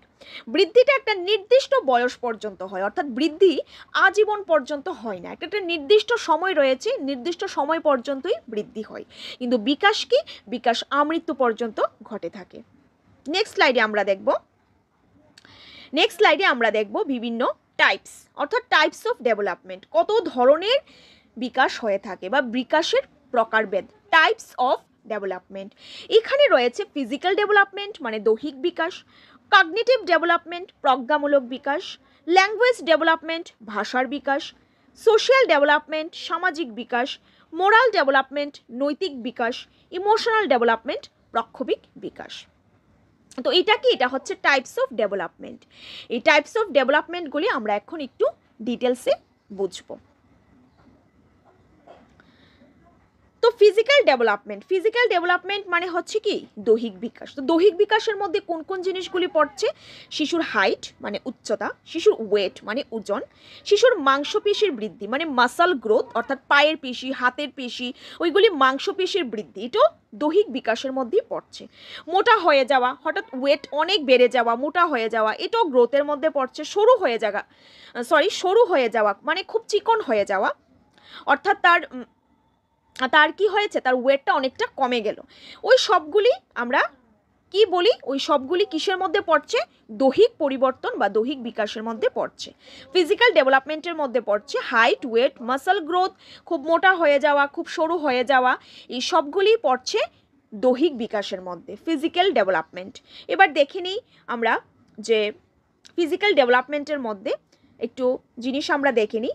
ফিজিক্যাল ডেভেলপমেন্টের মধ্যে একটা হচ্ছে গ্রোস মোটরস, যেখানে বিশেষত বড় মাংসপেশির কাজ, যেমন বড় কাজ, যেমন দৌড়ানো, লাফানো, এগুলি আমরা যে এই কাজগুলি যে আমরা করে থাকি, এটা বড় মাংসপেশির কাজ, ঠিক আছে, এটা বড় মাংসপেশির কাজ, গ্রস মোটরস। আরেকটা হচ্ছে ফাইন মোটর, যেটা ছোট মাংসপেশির কাজ, এটা দিয়ে আমরা কি করে থাকি, সেলাই করা, লেখা, কোনো একটা জিনিস ছবি অঙ্কন করা, এগুলি। যেমন গ্রোস মোটর, এখানে কি হচ্ছে, এখানে সে দৌড়াচ্ছে, তো এখানে দৌড়ানোর জন্য তার বড় মাংসপেশির কাজ করছে। এখানে যেমন লিখছে, লেখার জন্য কি হচ্ছে, লেখার জন্য ছোট মাংসপেশির কাজ করছে, যেটাকে বলা হচ্ছে ফাইন মোটর। তো এখানে বলা হচ্ছে works bigger muscle helps develop balance and coordination. Example যেমন হচ্ছে সিটিং মানে বসা, রানিং দৌড়ানো, জাম্পিং লাফানো, ক্লাইম্বিং চড়া, থ্রোয়িং এ বল, কোনো একটা বল ছোড়া হলো, এই যে কাজগুলি আমরা করছি এই কাজগুলি বড় মাংসপেশির সাহায্যে হচ্ছে, যেটাকে বলা হচ্ছে গ্রোস মোটরস। আর ছোট ছোট যেমন সেলাই করা, লেখা, ছবি অঙ্কন করা, এই কাজগুলি আমরা ছোট মাংসপেশির মাধ্যমে করে থাকি। ছোট মাংসপেশির কাজ, এটা ছোট মাংসপেশির কাজ। সেলাই করা, লেখা, ছবি অঙ্কন করা, এগুলিকে বলা হচ্ছে ফাইন মোটর। ফাইন মোটর এখানে আছে work smaller muscles helps development distinctly, examples writing, drawing, এখানে কালারিং, ক্ল্যাপিং, ওয়েবিং, বোনা, ওয়েবিং মানে বোনা, রাইটিং মানে লেখা, ড্রয়িং মানে হচ্ছে চিত্র অঙ্কন করা, কালারিং মানে কিছু কালার করা, ক্ল্যাপিং মানে হাততালি দেওয়া। তো এই সবগুলি এই যে কাজগুলি হচ্ছে এটা ছোট মাংসপেশির কাজ। নেক্সট আমরা দেখি কগনিটিভ ডেভেলপমেন্ট, প্রজ্ঞামূলক বিকাশের মধ্যে কি কি পড়ছে। কগনিটিভ ডেভেলপমেন্ট, কগনিটিভ মানেই হচ্ছে রিলেটেড টু আওয়ার ব্রেইন, ঠিক আছে। কগনিটিভ মানে কি, কগনিটিভ মানে হচ্ছে রিলেটেড টু আওয়ার ব্রেইন। আমরা ব্রেইন দিয়ে যে সমস্ত কাজ করে থাকি সেই সবগুলিই কগনিটিভের মধ্যে পড়ছে। যেমন প্রবলেম সলভিং, কোনো একটা সমস্যার সমাধান করা, এটা আমরা ব্রেইন দিয়ে করে থাকি, এটা কগনিটিভ ডেভেলপমেন্ট। ইমাজিনেশন, কিছু একটা কল্পনা করতে গেলে আমরা আমাদের ব্রেইনকে কাজে লাগাই। পারসেপশন, উপলব্ধি করা, কোনো একটা বিষয় সম্পর্কে বোঝা, তাকে পারসেপচুয়াল করা, ওইটাও আমরা ব্রেইন দিয়ে করে থাকি। রিজনিং, কিছু একটা যুক্তি দেওয়া, এটা আমরা ব্রেইন দিয়ে করে থাকি। অর্থাৎ কগনিটিভ ডেভেলপমেন্টের মধ্যে পড়ছে problem solving, imagination, perception, reasoning, এই সবগুলি হচ্ছে ব্রেন রিলেটেড ফাংশন। অর্থাৎ ব্রেন রিলেটেড যে কাজগুলি আমরা করে থাকি এই সবগুলি কগনিটিভ ডেভেলপমেন্ট। যেমন একটা ছবির মাধ্যমে আমি তুলে ধরছি, যেমন এখানে প্রবলেম সলভিং, কোনো একটা সমস্যায় পড়লে আমরা যে সমস্যাটার সমাধান করি সেই সমস্যাটার সমাধানের জন্য যে প্ল্যানিং করা, এটাও ব্রেন দিয়ে হয়। কোনো একটা কিছু কাজ করা, ক্রিয়েটিভিটি দেখানো, ক্রিয়েটিভিটি মানে নতুন কিছু সৃষ্টি করা।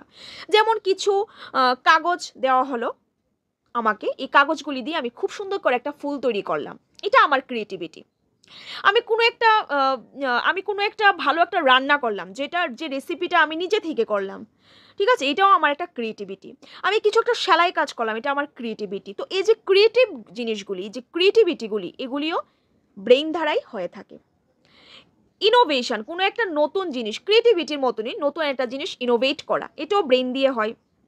কোনো একটা কারণ দেখা, কারণ কেন হয়েছে, এটা কি কারণে হলো, এমনটা কেন হলো, এটা আমরা ব্রেন দিয়ে ফাংশনটা করে থাকি।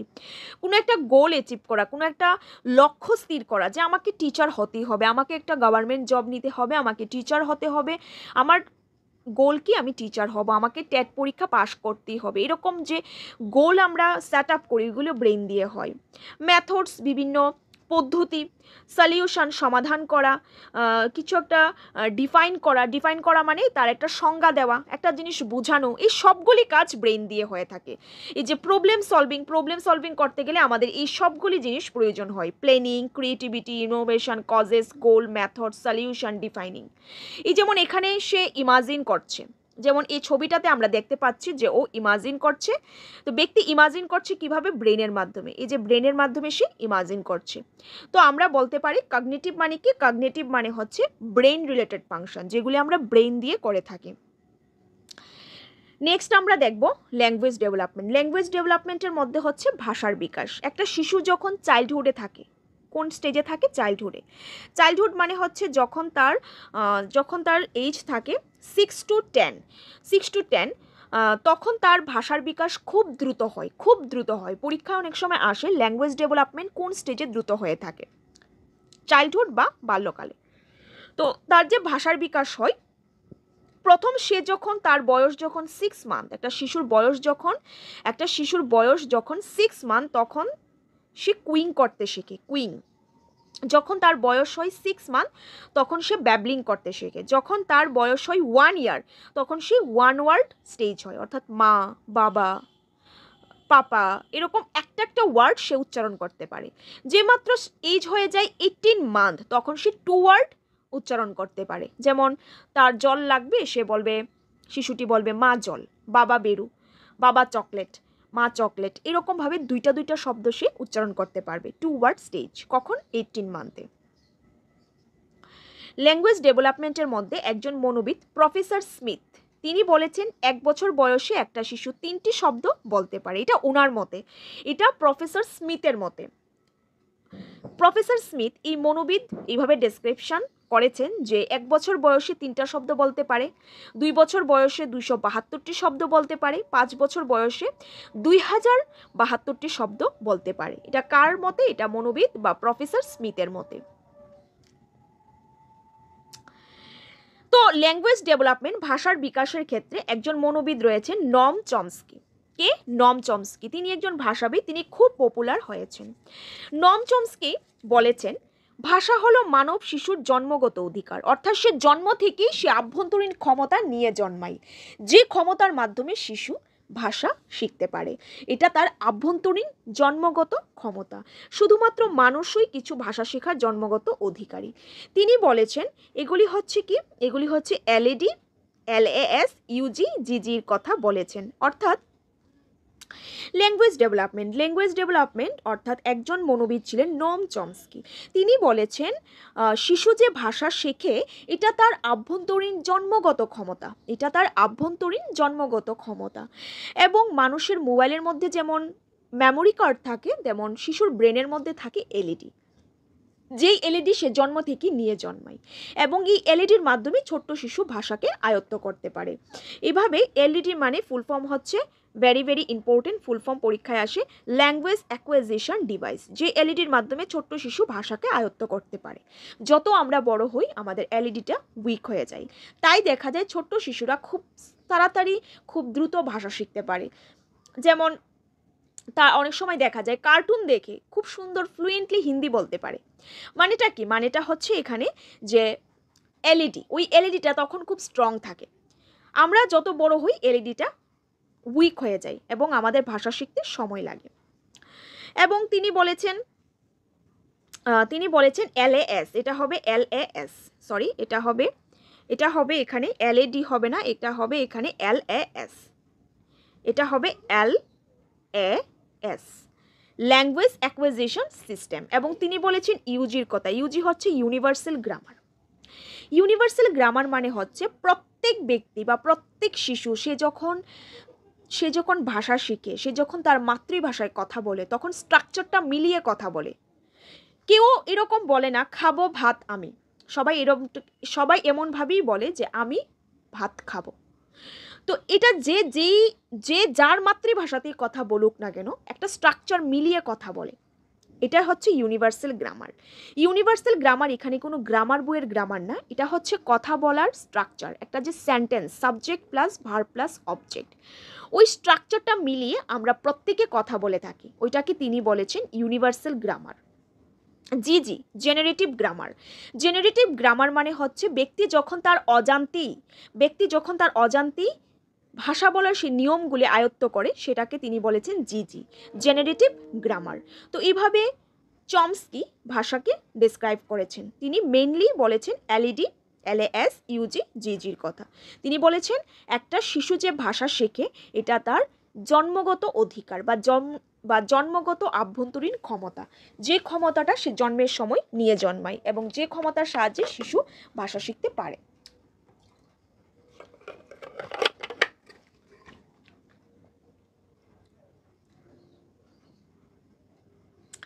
নেক্সট হচ্ছে সামাজিক বিকাশ, সোশ্যাল ডেভেলপমেন্ট। এবার সোশ্যাল ডেভেলপমেন্টের মধ্যে কি কি পড়ছে? মূল্য, ভ্যালু, কোনো একটা জিনিসের ভ্যালু দেওয়া, কারোর মতবাদকে ভ্যালু দেওয়া, কারোর কথাকে ভ্যালু দেওয়া, কোনো একটা পার্সনকে ভ্যালু দেওয়া। এই যে মূল্য, ভ্যালু, আমার কাছে যেটা মূল্য, যেটা ভ্যালু, সেটারই ইম্পর্টেন্স থাকবে। যেমন আজকে যেমন একটা এক্সাম্পল, যেমন অনেকেরই অনেক কাজ থাকতে পারে, বা অনেক সময় কি হয় যে এক্সামের দিন দেখা গেল বাড়িতে একটা প্রোগ্রাম, তো আমার কাছে যদি এক্সামটা ভ্যালুয়েবল হয় এটাই আমার কাছে ইম্পর্টেন্ট এবং আমি এক্সাম দিতে যাব। কিন্তু আমার কাছে যদি বাড়ির প্রোগ্রামটা ইম্পর্টেন্ট হয়, আমি বাড়ির প্রোগ্রাম পার্টিসিপেট করব, এখানে অ্যাটেন্ড করব বাড়ির প্রোগ্রামে। তো ভ্যালু মানে হচ্ছে কোনো একটা জিনিসকে মূল্য দেওয়া, কোন জিনিসটা আমার কাছে ইম্পর্টেন্ট, ওই ইম্পর্টেন্ট বেসিসে আমি মূল্য দিয়ে থাকি।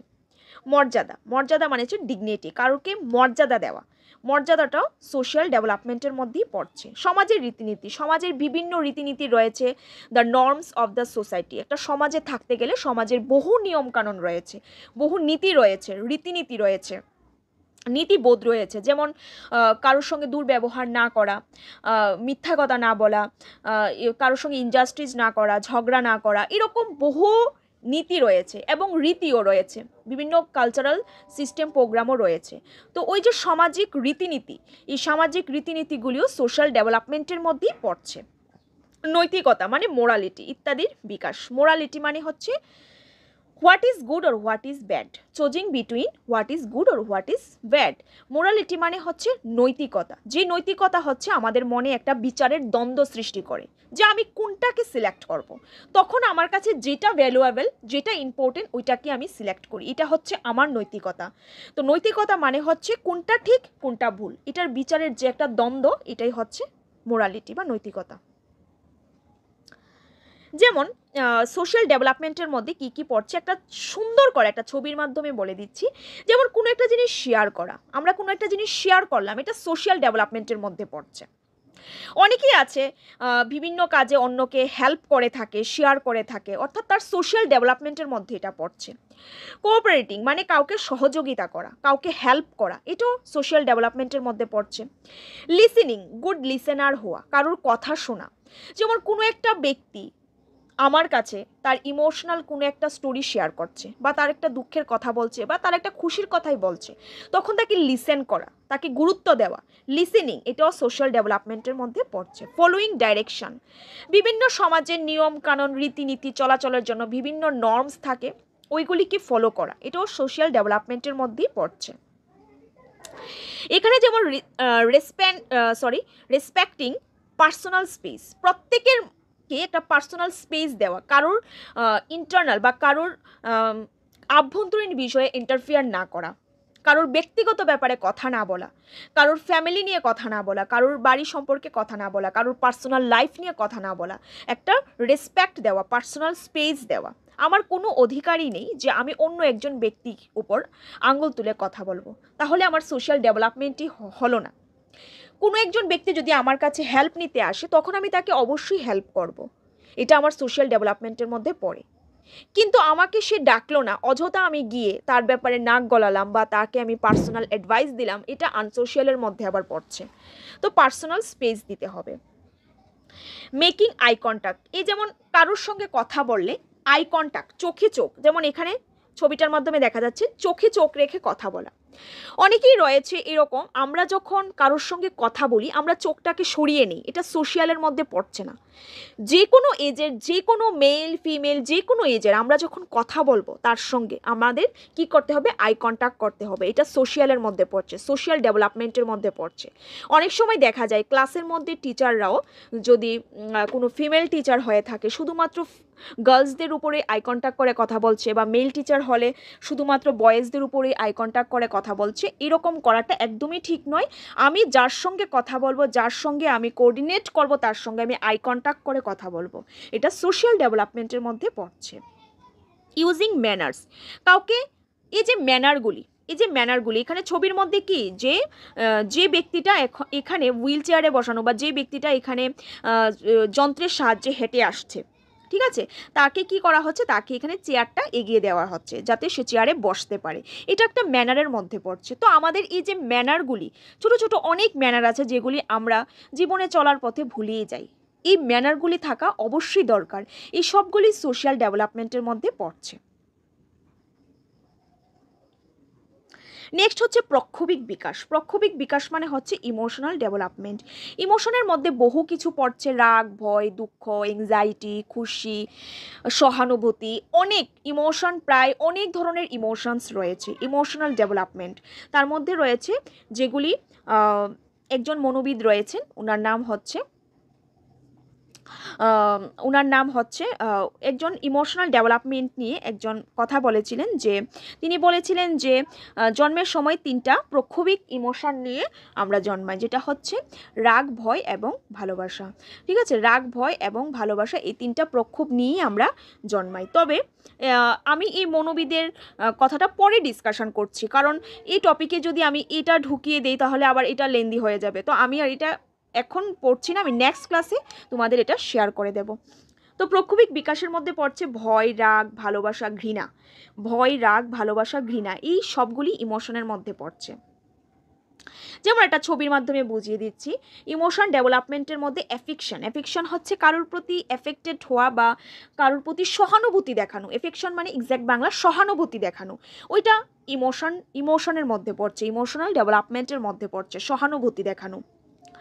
বোর হওয়া, খুব বিরক্তি হয়ে গেছি আমি, আমার ভাল লাগছে না, আমি এই বিরক্তিটাও হচ্ছে ইমোশনের মধ্যে পড়ছে। ব্রেভ, সাহসটাও ইমোশনের মধ্যে পড়ছে। কাম, খুব শান্ত থাকা।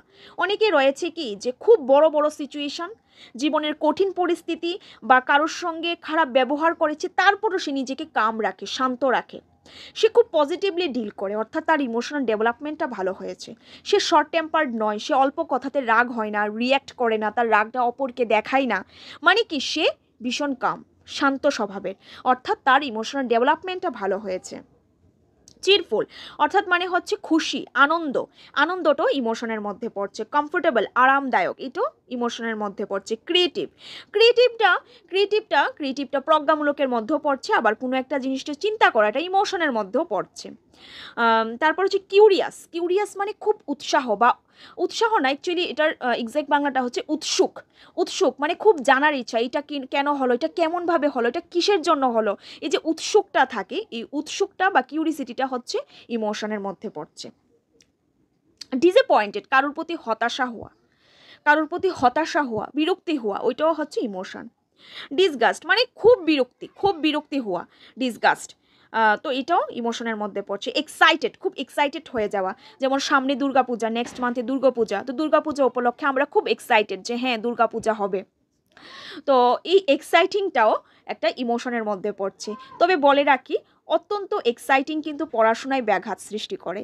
এই যে পড়াশোনার ক্ষেত্রে কিন্তু আমাদের ইমোশনালি ফিট হতে হয়, কারণ খুব বেশি এক্সাইটমেন্ট এবং খুব বেশি দুঃখ কোনোটাই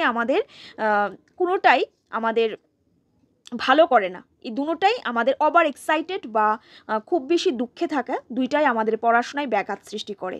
তাই দুর্গাপূজা উপলক্ষে তো এক্সাইটেড হওয়াটা স্বাভাবিক, এটা আমাদের বাঙালিদের একটা সার্বজনীন একটা প্রধান উৎসব দুর্গাপূজা। তবে বলে রাখি, খুব বেশি এক্সাইটেড হওয়াটাও ঠিক নয়, কারণ খুব বেশি এক্সাইটেড হলে ডিসঅ্যাপয়েন্টেড হতে হয়। তো খুব বেশি এক্সাইটেড না হয়ে নর্মাল থেকে সবাই পূজাটাকে এনজয় করবে। তো নেক্সট হচ্ছে কি এম্বারেস মানে লজ্জা ফিল করা, লজ্জাটাও হচ্ছে কি ইমোশনের মধ্যে পড়ছে। নেক্সট হচ্ছে মোরাল ডেভেলপমেন্ট, নৈতিক বিকাশের মধ্যে কোনগুলি পড়ছে।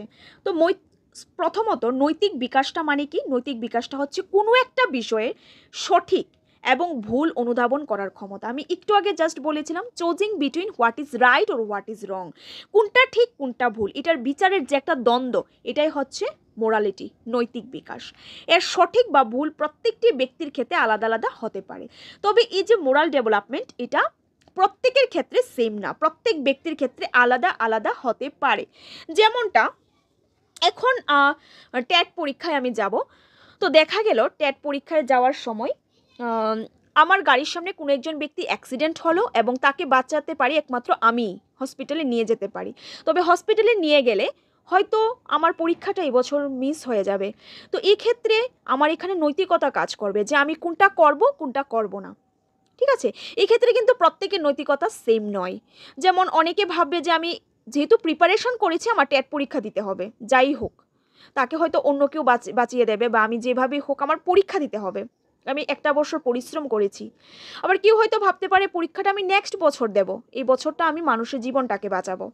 তো এরকমভাবে মোরালিটি বিভিন্ন মানুষের ক্ষেত্রে বিভিন্ন রকম হতে পারে, মোরালিটি সবার ক্ষেত্রে সেম হয় না, আলাদা আলাদা হয়। কোনো ডিসিশনই কিন্তু খারাপ নয়, আমি খারাপ বা ভালো জাজমেন্ট করছি না, আমি এখানে বলছি মোরালিটিটা প্রত্যেক ব্যক্তির ক্ষেত্রে আলাদা হয়। কোহলবার্গ, এখানে একজন মনোবিদ রয়েছেন কোহলবার্গ, তবে কোহলবার্গের থিওরিটা আমরা খুব সুন্দর করে পড়ব কোনো একটা ক্লাসে, তোমরা সঙ্গে থাকবে, পাশে থাকবে। তো আজকে জাস্ট একটু বলে দিচ্ছি, কোহলবার্গ তিনি নৈতিক বিকাশের উপর থিওরি দিয়েছেন এবং নৈতিক বিকাশের উপর ব্যক্তির জীবনকে 3টা পর্যায়ে ভাগ করেছেন। প্রথমটা হচ্ছে প্রাক সংস্কার নীতিবোধের পর্যায়, অর্থাৎ প্রি কনভেনশনাল মোরালিটি, যেটার এজ পিরিয়ড দিয়েছিলেন 4 to 10। সংস্কার প্রভাবিত নীতিবোধের পর্যায়, যেটা হচ্ছে কনভেনশনাল মোরালিটি, যেটার এজ পিরিয়ড দিয়েছেন 10 to 13।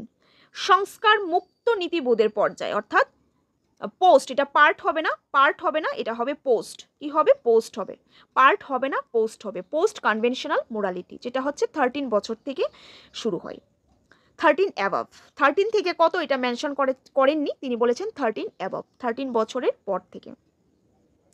কোহলবার্গের নৈতিক বিকাশের প্রতিটা স্তর আবার দুইটা পৃথক উপস্তরে বিভক্ত, অর্থাৎ প্রত্যেকটা পর্যায়ের আন্ডারে দুইটা করে স্টেজ রয়েছে, প্রত্যেকটা লেভেলের আন্ডারে দুইটা করে স্টেজ রয়েছে। যেমন প্রি কনভেনশনাল মোরালিটি, এটার আন্ডারে তিনি দুইটা স্টেজ দিয়েছেন, punishment and obedience, mutual exchange, tit for tat. Conventional মোরালিটির আন্ডারে তিনি দুইটা থিওরি দিয়েছেন, গুড গার্ল গুড বয় বা নাইস গার্ল নাইস বয়, সোশ্যাল কন্ট্রাক্ট। পোস্ট কনভেনশনালে দুইটা দিয়েছেন, ইউনিভার্সাল ইথিক্যাল। তো এমনভাবে প্রত্যেকটা পর্যায়ের আন্ডারে দুইটা করে স্টেজ উল্লেখ করা আছে। তো নেক্সট কোনো একটা থিওরির ক্লাসে ডিটেলসে আলোচনা করব, তোমরা পাশে থাকবে। আবারও বলছি, তোমাদের কিছু কনফিউশন থাকলে তোমরা স্ক্রিনে দেওয়া এই নম্বরে ফোন করে তোমরা জানাতে পারো, তোমাদের ডিমান্ডস, তোমাদের প্রবলেম সবকটাই জানাতে পারো। স্ক্রিনে দেওয়া এই নম্বরটাতে ফোন করে তোমরা প্রত্যেকটা বিষয় সম্পর্কে জানতে পারো, অ্যাডমিশন রিলেটেড তোমরা জানতে পারো। আমরা যে নিউ ব্যাচ শুরু করতে যাচ্ছি, আমরা যেখানে কোনো অ্যাডমিশন ফিস রাখবো না, উইদাউট অ্যাডমিশন ফিস, শুধুমাত্র মান্থলি পেমেন্ট করে তোমরা এই ব্যাচে অ্যাডমিশন হতে পারবে।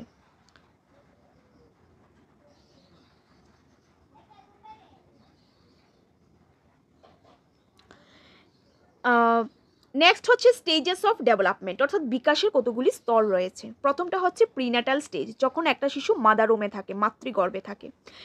জন্মের পরে যখন একটা শিশুর 0 to 2 এজ থাকে, তখন হয় তার শৈশব স্তর বা ইনফ্যান্সি স্টেজ। বাল্যস্তর যখন তার এজ হয় 3 to 10 বা 11, তখন হচ্ছে তার চাইল্ডহুড বা বাল্যকাল।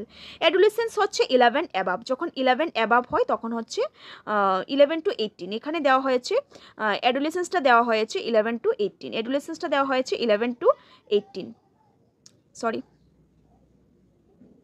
11 to 18, এবং অ্যাডাল্টহুড হচ্ছে 18 অ্যাবাভ, 18-এর পর থেকে হচ্ছে অ্যাডাল্টহুড। এভাবে বিকাশের স্তরকে কয়েকটা স্টেজে ভাগ করা হয়েছে। প্রাক জন্মস্তর, প্রিনেটাল স্টেজে কি বৈশিষ্ট্যগুলি লক্ষ্য করা যায়? তো প্রিনেটাল স্টেজ হচ্ছে যখন একটা শিশু মাদারোমে থাকে, মাতৃগর্ভে থাকে, অর্থাৎ 0 to 10 মান্থস।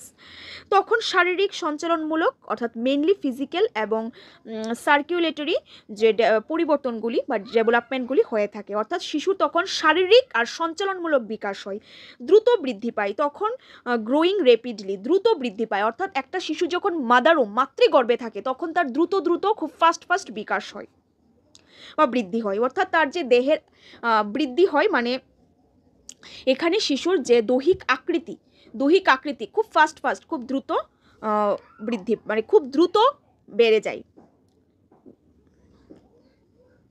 শৈশব স্তর, ইনফ্যান্সি স্টেজে জন্মানোর পর 0 থেকে 2 বছর, 0 to 2 ইয়ার্স, অর্থাৎ আফটার বার্থ, তখন জন্মের পরে দ্রুত বৃদ্ধি পাওয়া।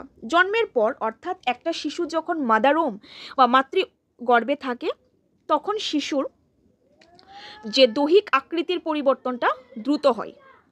আবার জন্মের পর যখন তার 0 to 2 ইনফ্যান্সিতে থাকে, তখনও তার ফিজিক্যাল ডেভেলপমেন্ট, দৈহিক পরিবর্তন দ্রুত হয়। তার জ্ঞানেন্দ্রীয় সক্রিয়তা বৃদ্ধি পায়, অর্থাৎ সেন্স অর্গানসেরও ডেভেলপমেন্ট হয়। টয় এজ, এটা তার খেলার বয়স। 0 to 2-তে যখন থাকে সে নিজেই খেলা করে, নিজের সঙ্গে নিজে কথা বলে, নিজের সঙ্গে নিজে হাসে, সে খেলা করে, টয় এজ, বা পুতুল দিয়েও খেলনা করে যখন 0 to 2 এজে থাকে। সেপারেশন এংজাইটি, বিচ্ছেদ উদ্বেগ, জীবনের রহস্যময় দশা বলা হয়। এই স্টেজটাকে কি বলা হয়? জীবনের রহস্যময় দশা, সেপারেশন এংজাইটি। তখন শিশুর মধ্যে একটা সেপারেটেড অ্যাংজাইটি কাজ করে, সে যে কোনো সময় যে কোনো বিষয় নিয়ে কান্না করতে দেখা যায়, সেপারেশন একটা এংজাইটি তার মধ্যে কাজ করে। বাল্যস্তরে কি বৈশিষ্ট্য দেখা যায়? বাল্যস্তর হচ্ছে 2 to 11, কত? 2 to 11। তো এই সময় শিশুর জ্ঞানমূলক বিকাশ ঘটে, অর্থাৎ কগনিটিভ ডেভেলপমেন্ট। সে কিছু জিনিস বুঝতে শেখে, ভাষা উচ্চারণ করতে শেখে, তার ভাষাগত ডেভেলপমেন্ট হয়, তার প্রক্ষোভিক ইমোশনাল ডেভেলপমেন্ট হয়, নৈতিক মোরাল ডেভেলপমেন্টও কিছু কিছু হয়ে থাকে। সামাজিক বিকাশ হয়, সে সামাজিক বিভিন্ন রীতিনীতি শিখে, নিয়মকানুন শেখে, ম্যানারগুলি শিখে, ওইগুলি পরিবার স্কুল শিখিয়ে দেয়। তো এটা বাল্যস্তরে তার সামাজিক বিকাশ হয়। ব্যক্তিত্বের বিকাশ, পার্সোনালিটির ডেভেলপমেন্টও হয়ে থাকে যখন সে চাইল্ডহুড স্টেজে থাকে।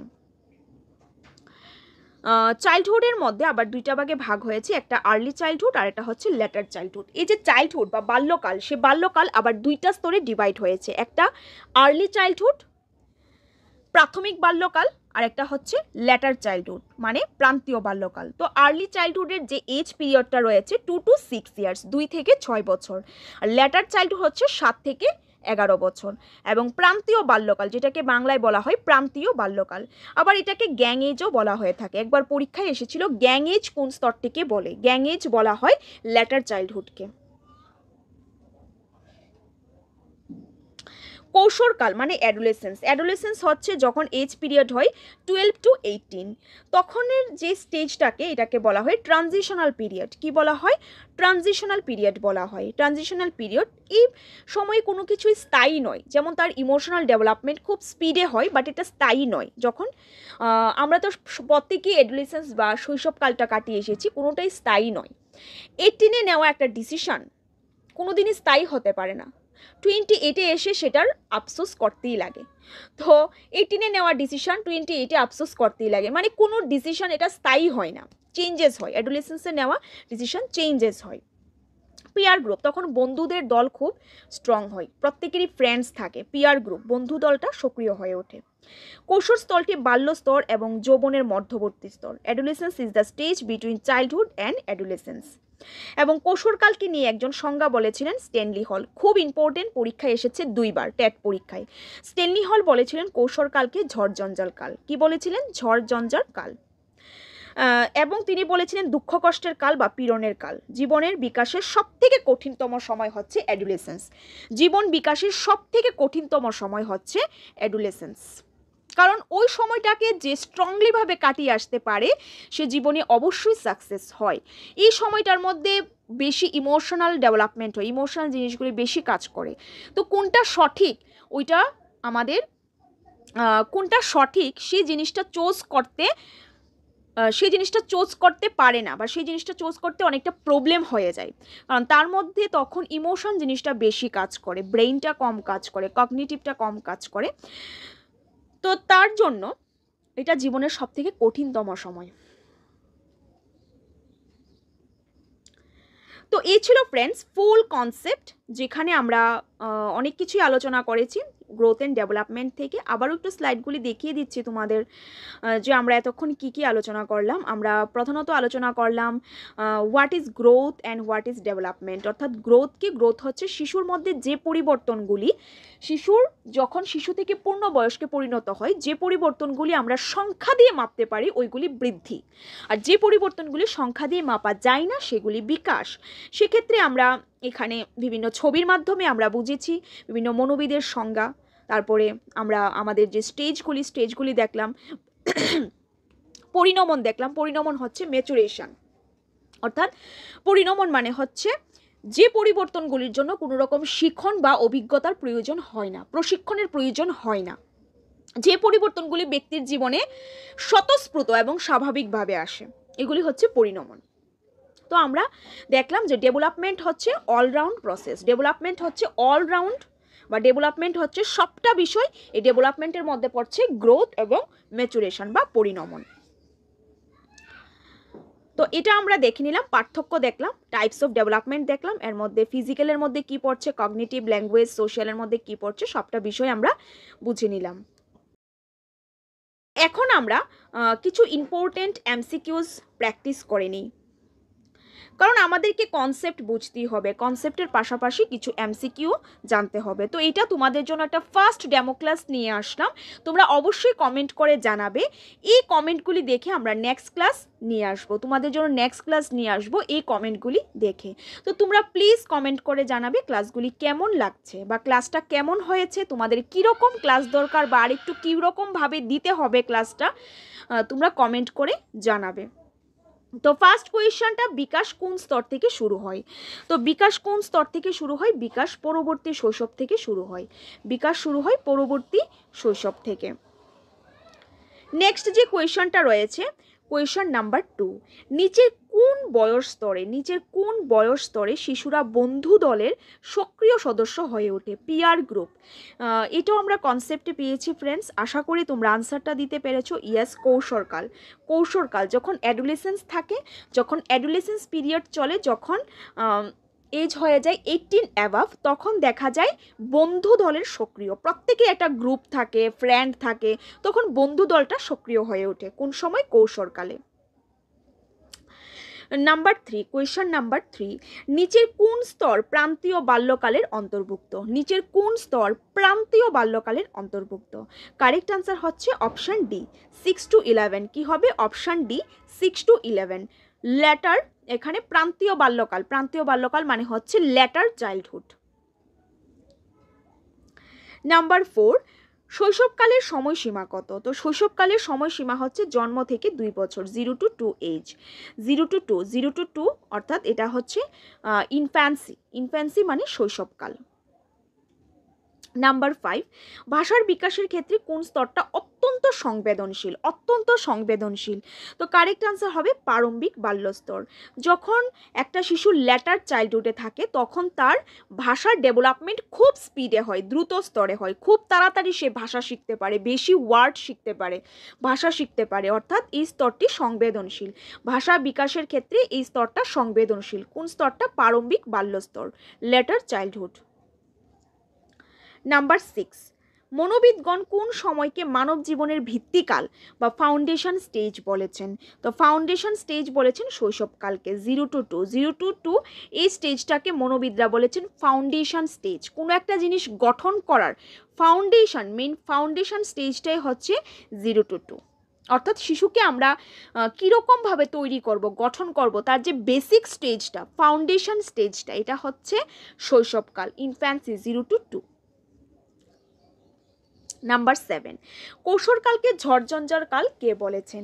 আশা করি এতক্ষণে আনসারটা দিয়ে দিয়েছো, স্ট্যানলি হল। ইয়েস, স্ট্যানলি হল, ইম্পর্টেন্ট, কয়েকবার এসেছে। নেক্সট, মানব জীবনে বিকাশের কোন স্তরকে দুঃখ কষ্টের কাল বা পীড়নের কাল বলা হয়েছে? তো আনসারটা কি হবে? কৈশোরকাল। কি হবে? কৈশোরকাল, অ্যাডোলেসেন্স। 18 অ্যাবাভ যখন হয়, তখন ওই স্তরটাকে দুঃখ কষ্টের কাল বা পীড়নের কাল বলা হয়। নাম্বার 9, শিশুর ভাষা বিকাশ নির্ভর করে। শিশুর ভাষার বিকাশ কোন জিনিসটার উপর নির্ভর করে? একটা শিশুর ভাষার বিকাশ নির্ভর করে উপযুক্ত আর্থসামাজিক পরিবেশের উপর।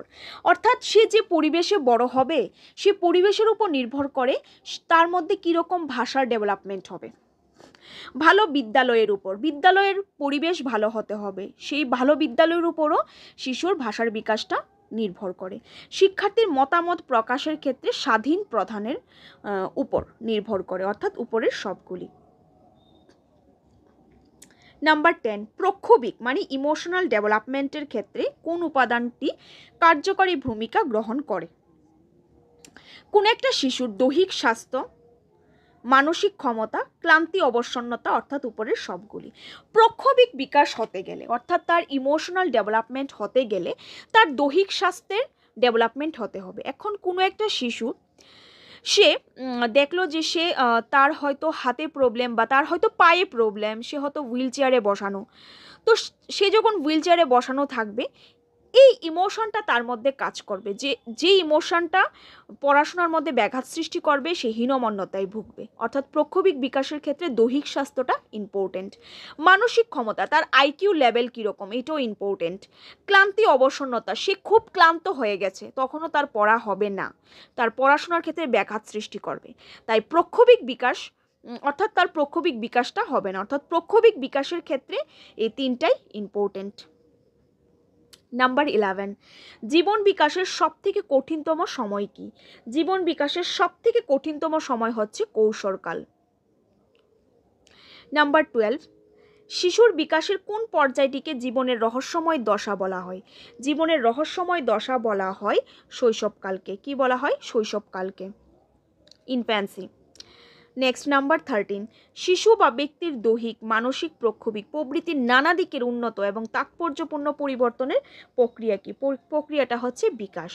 শিশুর যে দৈহিক মানসিক প্রক্ষোভিক বিভিন্ন দিকে সব দিকে যে উন্নত বা পরিবর্তন হয় সেটাই কি? সেটাই হচ্ছে বিকাশ বা ডেভেলপমেন্ট।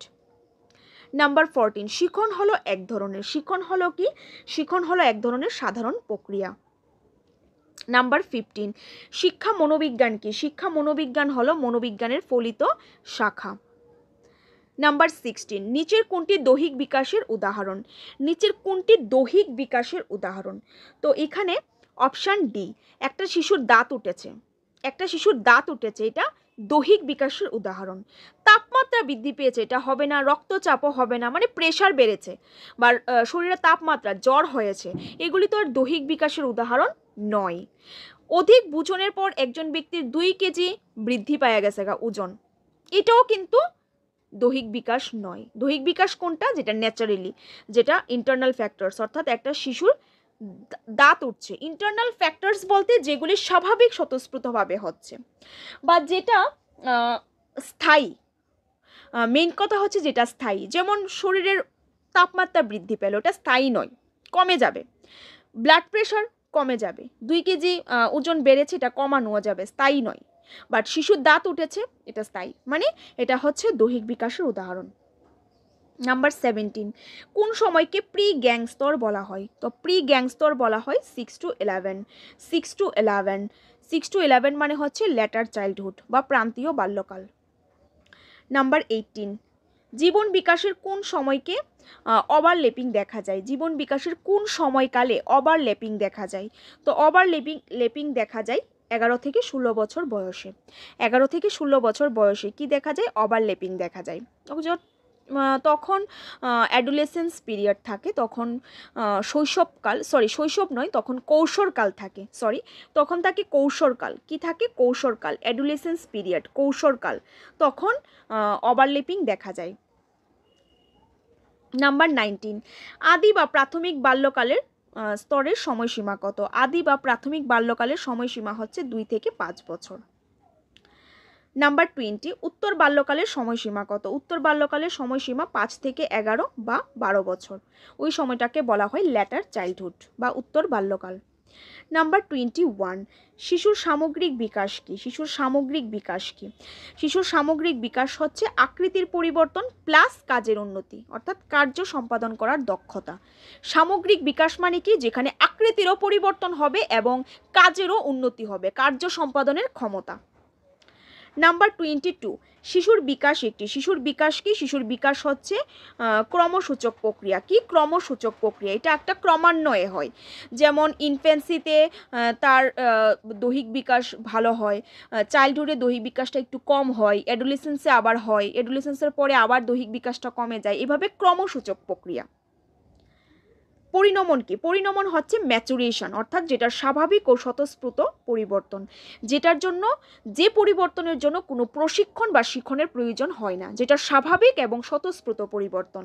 যেমন মানুষের হাঁটতে পারা, পায়ের পেশি সবল হওয়া, এটা স্বাভাবিক স্বতঃস্ফূর্ত পরিবর্তন, যেটাকে বলা হয় ম্যাচুরেশন বা পরিণমন।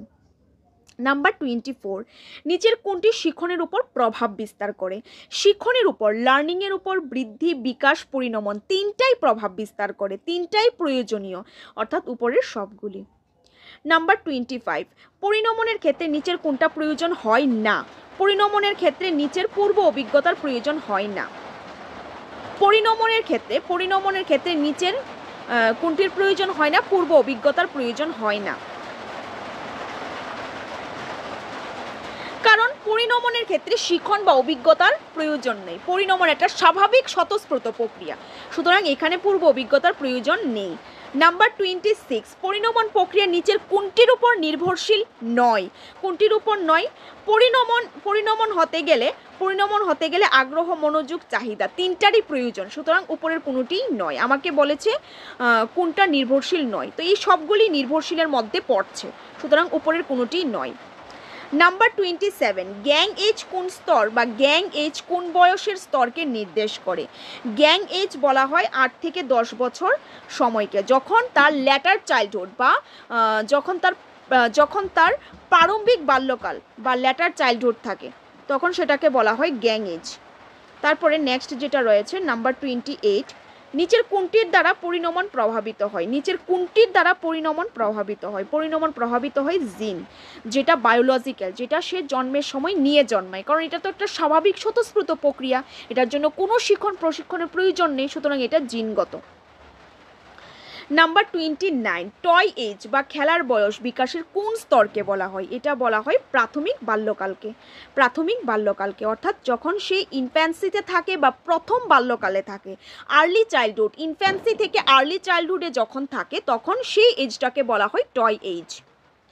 নাম্বার 30, জন্মস্তর অবস্থায় অর্থাৎ পোস্ট ন্যাটাল স্টেজের সময়কাল কোনটা? পোস্ট ন্যাটাল স্টেজ, জন্মোত্তর অবস্থার, সেটার কারেক্ট আনসার হচ্ছে অপশান এ, মায়ের দেহ থেকে বিচ্ছিন্ন হবার পর মৃত্যু পর্যন্ত। একটা শিশু যখন জন্ম হয়, সে জন্মের পর থেকে মৃত্যু পর্যন্ত যে স্টেজটা হচ্ছে পোস্ট ন্যাটাল স্টেজ। তো ফ্রেন্ডস, এই ছিল কিছু ইম্পর্টেন্ট এমসিকিউজ। তো ক্লাসটা কেমন লেগেছে তোমরা কমেন্টের মাধ্যমে জানাবে। তোমাদের কমেন্টসগুলি পেয়েই আমরা সাহস করে ক্লাস নিয়ে আসতে পারি। আজকের ক্লাসটা ছিল একটা ডেমো ক্লাস। তোমরা যদি এরকম ক্লাস পেতে চাও তোমরা কমেন্ট করে জানাবে, তোমাদের ডিমান্ডসগুলি তোমরা কমেন্ট করে জানাবে। আমাদের কোচিং সেন্টারের সঙ্গে যোগাযোগ করতে হলে এই নম্বরে যোগাযোগ করতে পারো। আমাদের কোচিং সেন্টারে আসতে হলে, অ্যাডমিশন হতে হলে তোমরা এই নম্বরে কন্ট্যাক্ট করে আসতে পারো। তাই বলছি, আজকের ক্লাসটা হচ্ছে একটা ডেমো ক্লাস। তোমাদের যদি এই ক্লাসটা ভালো লেগে থাকে, তোমাদের যদি এরকম ক্লাসের প্রয়োজন হয়, তোমরা কমেন্ট করে জানাবে। তোমাদের ডিমান্ড থেকে, তোমাদের কমেন্ট থেকে আমরা এরকম ক্লাস নিয়ে আসবো। আমি নিয়ে আসবো চাইল্ড ডেভেলপমেন্ট অ্যান্ড প্যাডাগজির উপর, সম্পূর্ণ কোর্সের উপর সিস্টেমেটিক ওয়াইজে ক্লাস। তবে তোমাদের কমেন্টসটা চাই, তোমাদের কমেন্টস থেকেই ক্লাস নিয়ে আসবো। তোমাদের এই ক্লাসটা কেমন লেগেছে প্লিজ কমেন্ট করে জানাবে। এটা হচ্ছে একটা ডেমো ক্লাস, তোমাদের কমেন্টের উপর নির্ভর করে আমি এরকম ক্লাস নিয়ে আসবো। তো তোমাদের এই ক্লাসটা ভালো লেগে থাকলে তোমরা নোট ডাউন করে রাখবে আর প্লিজ কমেন্ট করে জানাবে। তোমাদেরকে অসংখ্য ধন্যবাদ পাশে থাকার জন্য, কেননা তোমরা পাশে আছো বলেই আমরা ক্লাস নিয়ে আসতে পারি। তাই তোমাদেরকে অসংখ্য ধন্যবাদ। তোমরা তোমাদের ডিমান্ডসগুলি কমেন্টের মাধ্যমে জানাবে। তোমাদের প্রবলেম হলে, কোনো কিছু কনফিউশন হলে কমেন্টের মাধ্যমে জানাবে। তোমাদের কি কি ক্লাসের প্রয়োজন কমেন্টের মাধ্যমে জানাবে। আমরা আছি তোমাদের পাশে, তোমরাও আমাদের পাশে থাকবে। তোমাদের ডিমান্ড থেকেই ক্লাস নিয়ে আসবো।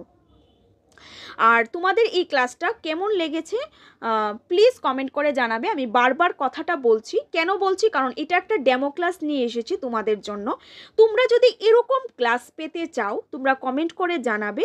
তোমাদের কমেন্ট থেকে আমি ক্লাস নিয়ে আসব, সিডিপি এবং প্যাডাগজি থেকে পুরোটা কোর্স এখানে কমপ্লিট করে দেওয়া হবে। এরকমভাবে ক্লাস নিয়ে আসবো, তো তোমরা কমেন্ট করে জানাবে। তো রিসেন্টলি তোমরা তো জানোই যে আমাদের রাজ্য ত্রিপুরাতে বন্যা হওয়াতে অনেকের অনেকটাই সমস্যা হয়ে গেছে, পড়াশোনা তো ব্যাঘাত ঘটেছে। তো সবার কথা চিন্তা করে আমাদের coaching centre the success master Agartala মঠচমুনিতে অবস্থিত। আমাদের coaching centre the success master Agartala মঠচমুনিতে অবস্থিত। আমাদের কোচিং সেন্টারের পক্ষ থেকে আমরা নিউ একটা ব্যাচ নিয়ে এসেছি। আমাদের কোচিং সেন্টারের পক্ষ থেকে আমরা নিউ একটা ব্যাচ নিয়ে এসেছি, অফলাইন ব্যাচ, নিউ একটা অফলাইন ব্যাচ নিয়ে এসেছি। যে ব্যাচটা কোর্স ডিউরেশন হচ্ছে 8 মান্থ, 8 মাসের মধ্যে কোর্সটা কমপ্লিট করে দেওয়া হবে। এই ব্যাচে অ্যাডমিশন হতে গেলে কোনো রকম অ্যাডমিশন ফিস লাগবে না, উইদাউট অ্যাডমিশন ফিস, শুধুমাত্র মান্থলি পেমেন্ট করে তোমরা অ্যাডমিশন হতে পারবে। আমাদের যে সম্পূর্ণ কোর্সটা এটা হচ্ছে অ্যাডমিশন ফিস 5000, মান্থলি হচ্ছে 500 করে, তো টোটাল 9000 আসছে। কিন্তু এখন আমরা একটা মেগা অফার দিয়েছি, যেটা শুধুমাত্র 4000-এ, শুধুমাত্র 4000 অর্থাৎ শুধুমাত্র মান্থলি পেমেন্ট করে, অনলি মান্থলি পেমেন্ট করে তোমরা এই ব্যাচে অ্যাডমিশন হতে পারবে, ক্লাস করতে পারবে। তো খুব শীঘ্রই ক্লাস স্টার্ট হয়ে যাচ্ছে। তোমরা যারা যারা ইন্টারেস্টেড খুব শীঘ্রই যোগাযোগ করো, কারণ প্রথম 100 জনই এই সুবিধাটা পেয়ে থাকবে। তো তোমরা যারা যারা ইন্টারেস্টেড অফলাইন ক্লাসেস করতে চাও তোমরা খুব শীঘ্রই যোগাযোগ করো স্ক্রিনে দেওয়া নম্বরে, আর দেরি না করে। তো এটাই তোমাদের সঙ্গে শেয়ার করার ছিল।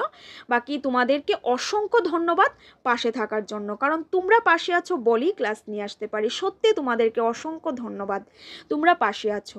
তো তোমরা অ্যাডমিশন যদি হতে চাও বা যে কোনো কোয়েরি কনফিউশন থাকলে তোমরা এই নম্বরে ফোন করে ডিটেলসে জানতে পারো। আবারও বলছি তোমাদেরকে অসংখ্য ধন্যবাদ পাশে থাকার জন্য। তোমাদেরকে ধন্যবাদ বলে আমি শেষ করতে পারবো না, যে তোমাদের জন্যই ক্লাসটা নিয়ে আসতে পারি। তোমাদের এই পজিটিভ কমেন্টসগুলি খুব সাহস যোগায়। তো তোমাদের অসংখ্য ধন্যবাদ। তোমরা যখন কোচিং সেন্টারে আসো তখন অনেকটাই খুশি হয় যে তোমরা পাশে আছো বলেই তো আমরা ক্লাস নিয়ে আসতে পারি। তো অনেকেই অ্যাডমিশন হয়ে গেছো, ফোন করেছো। আরও কিছু সংখ্যক অ্যাডমিশন নেব, কারণ 100 জনই নেব। তো প্রথম 100 জনের মধ্যেই যারা এই সুযোগটা পাবে, তো দেরি না করে খুব শীঘ্রই এই স্ক্রিনে দেওয়া নম্বরে ফোন করো। তো যাবার আগে আবারও বলছি তোমাদেরকে অসংখ্য ধন্যবাদ পাশে থাকার জন্য। তোমরা কিন্তু কমেন্ট করতে ভুলবে না, কমেন্ট করে জানাবে এটা একটা ডেমো ক্লাস। তোমাদের কমেন্টের ভিত্তিতে এরকম আরও ক্লাস নিয়ে আসবো। তো তোমাদের যদি এই ক্লাসটা ভালো লেগে থাকে, তোমাদের যদি এই ক্লাসটার প্রয়োজন হয়, এরকম ক্লাস আরও পেতে চাও, তোমরা কমেন্ট করে জানাবে। আমি নিয়ে আসবো সিডিপি থেকে এরকম ক্লাস। তো সবাই ভালো থাকবে, দেখা হবে তোমাদের সঙ্গে আমাদের কোচিং সেন্টার দ্য সাকসেস মাস্টারে। সবাই ভালো থাকবে।